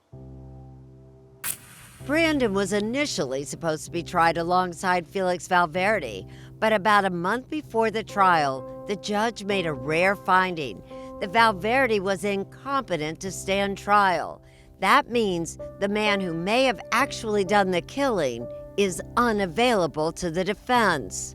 How can Brandon be put on trial when the person who police believe actually did the killing is considered incompetent? That's our law. I mean, is that fair to Brandon? Sadly, fairness rarely enters into it. Valverity was placed in psychiatric treatment with the hope that he might be able to go on trial at a later date. Due to Valverity's still pending case, the prosecutor's office declined our request for an interview. We asked Mary Fulginiti, a CBS News consultant and former federal prosecutor, to analyze the state's case. You have to look at the totality of the evidence, and as you look at the totality of his statements and his actions, I think it's very difficult to say he did not plan it, he did not plot it, he did not desire it, he did not intend it, he did not want it. But the physical evidence only connects Felix Valverity. The prosecution began by calling investigators who detailed all that evidence found at Felix's apartment. Scott and Janet's wallets, the box of ammunition, those 7 spent shell casings, and most important, they would argue, keys to the Pettit home. How would Felix get a hold of the keys to the house? The keys were given to him by Brandon, and that was so that he could access the house. So he'd get into the house and kill his parents easily.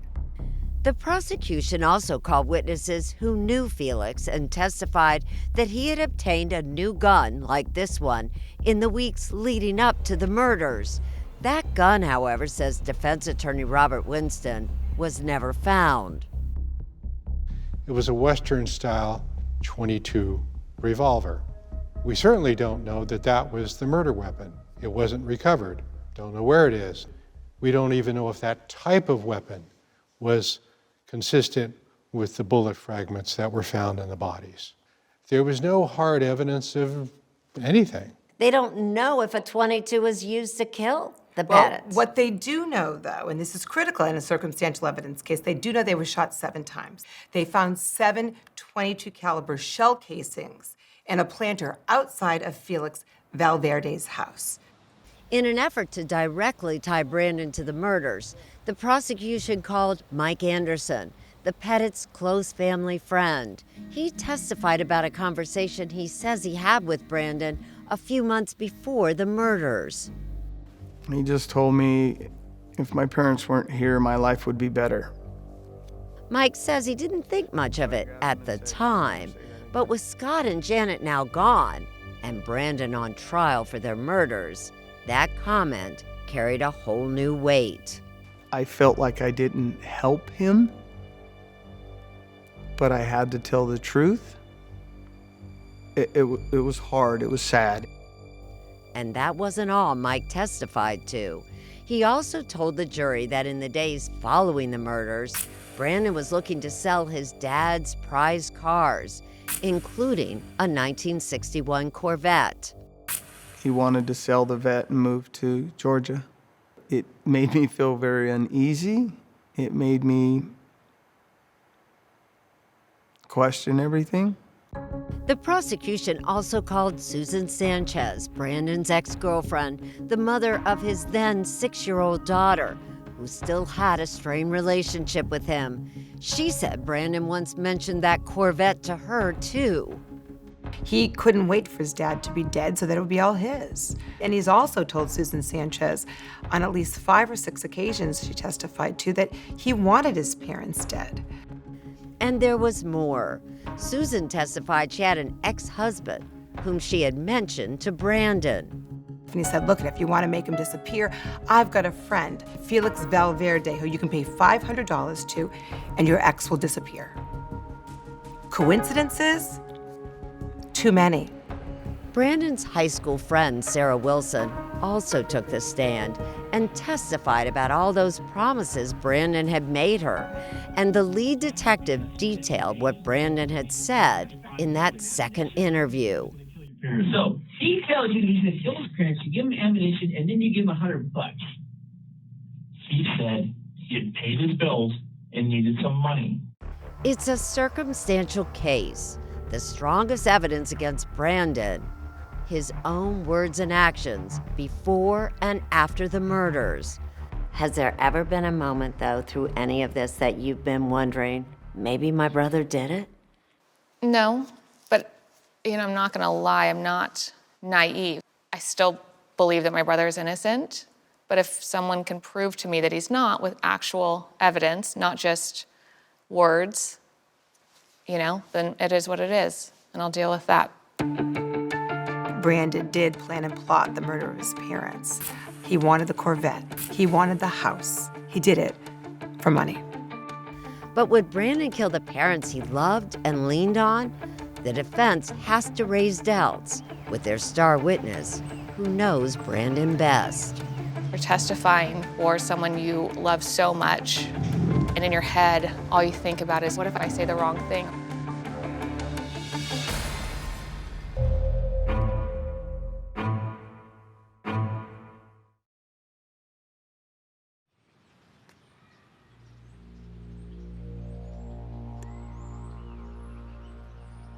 Seven years after both of her parents were murdered, Lauren Pettit took the stand to try to save the man accused of killing them, her own brother, now 32 years old.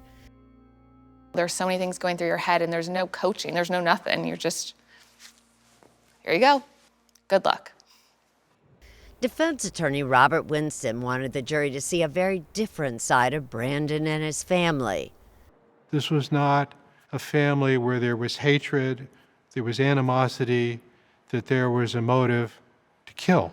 It just didn't exist. Lauren described how important family was to her brother. It was his whole world. And the dogs who died in the fire, she says Brandon loved them too. I have photos and videos galore of him with his dogs. He would skip out on family vacations just to stay home and make sure the dogs were safe and okay. Lauren also questioned the alleged financial motive, telling the jury that her parents were actually in debt at the time of their death. And that Corvette that Brandon supposedly wanted, she says it was already partially in his name. But perhaps the most crucial part of her testimony casts doubt on the prosecution's theory that Felix Valverity got into the Pettit home with house keys that Brandon gave him.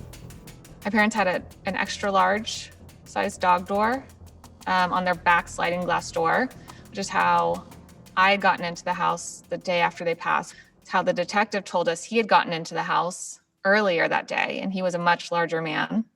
So the detective himself went through the doggy door, and that was never considered as the way the killer might have gotten into the house? Correct. But then, how did Felix get those keys to the Pettit home? I think the keys were probably in my parents' wallets. Lauren says her parents had digital door locks where you punch a code to enter. But in the event the battery-powered locks died, she says, her parents kept spare keys tucked inside their wallets and left those wallets out in the open on the kitchen counter. Picture it this way. Felix Valverity goes to the house. He crawls in. Now he's inside. He sees a purse. He sees a wallet. He either thinks, I'll get these on the way out, or he picks them up right then. Then he goes upstairs and he does what he does. But when he picked up the wallet of Scott Pettit, it had a key in it. When he picked up the wallet of Janet Pettit, it had a key in it.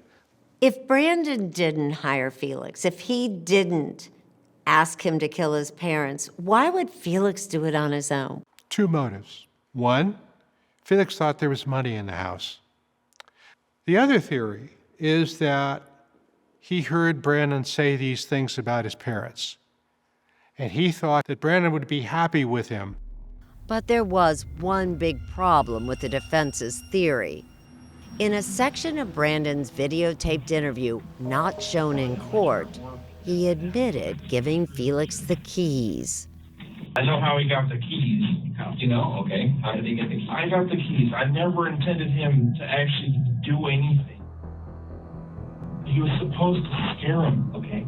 Not hurt them, okay? How did he? It was an admission that could destroy his defense. Brandon actually admitted that he sent Felix to his home to convince his parents to stop contacting his ex-girlfriend, Susan. But because Brandon said it after he had asked for a lawyer, the judge didn't allow it in as evidence. And as bad as it sounds, defense attorney Robert Winston claims that Brandon made it up in an effort to end the interrogation. It seemed as though Brandon was saying, I'll tell you anything you want to hear, just let me out of here. Winston was determined to show the jury why they shouldn't believe much of what Brandon said. He called Dr. Laura Geiger, a clinical psychologist appointed by the court, who testified that Brandon's Asperger's could explain his questionable statements and behavior. Dr. Geiger, does she believe that Brandon's Asperger's autism interfered in that police interview to his detriment? Absolutely. People with autism take information in differently than we do. So when the police ask a question, there's always the worry, is it really understood? Winston was feeling optimistic when, after 9 days of testimony from 23 witnesses, the case went to the jury. Deliberations stretched on for about a day and a half, and then a verdict. Guilty. Our camera caught a glimpse of Brandon as he was led out of the courtroom. How did your brother react to the verdict?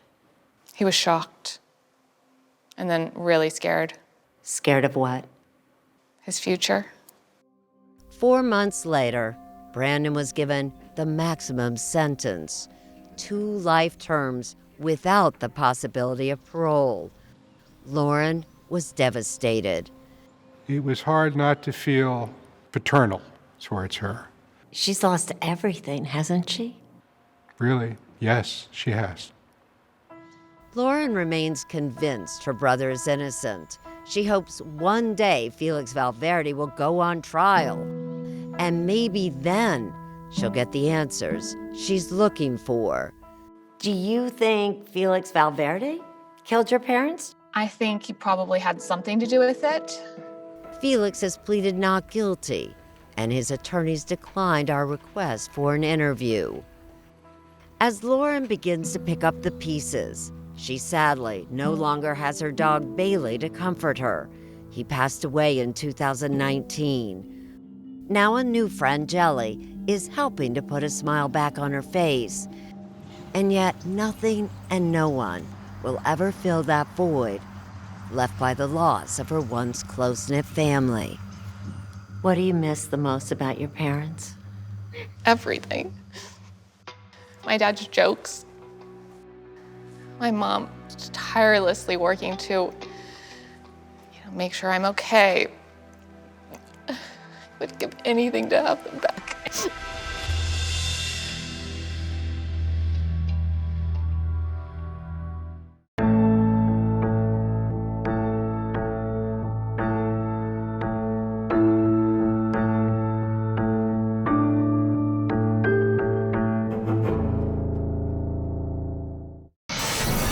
Hours. Don't miss an episode.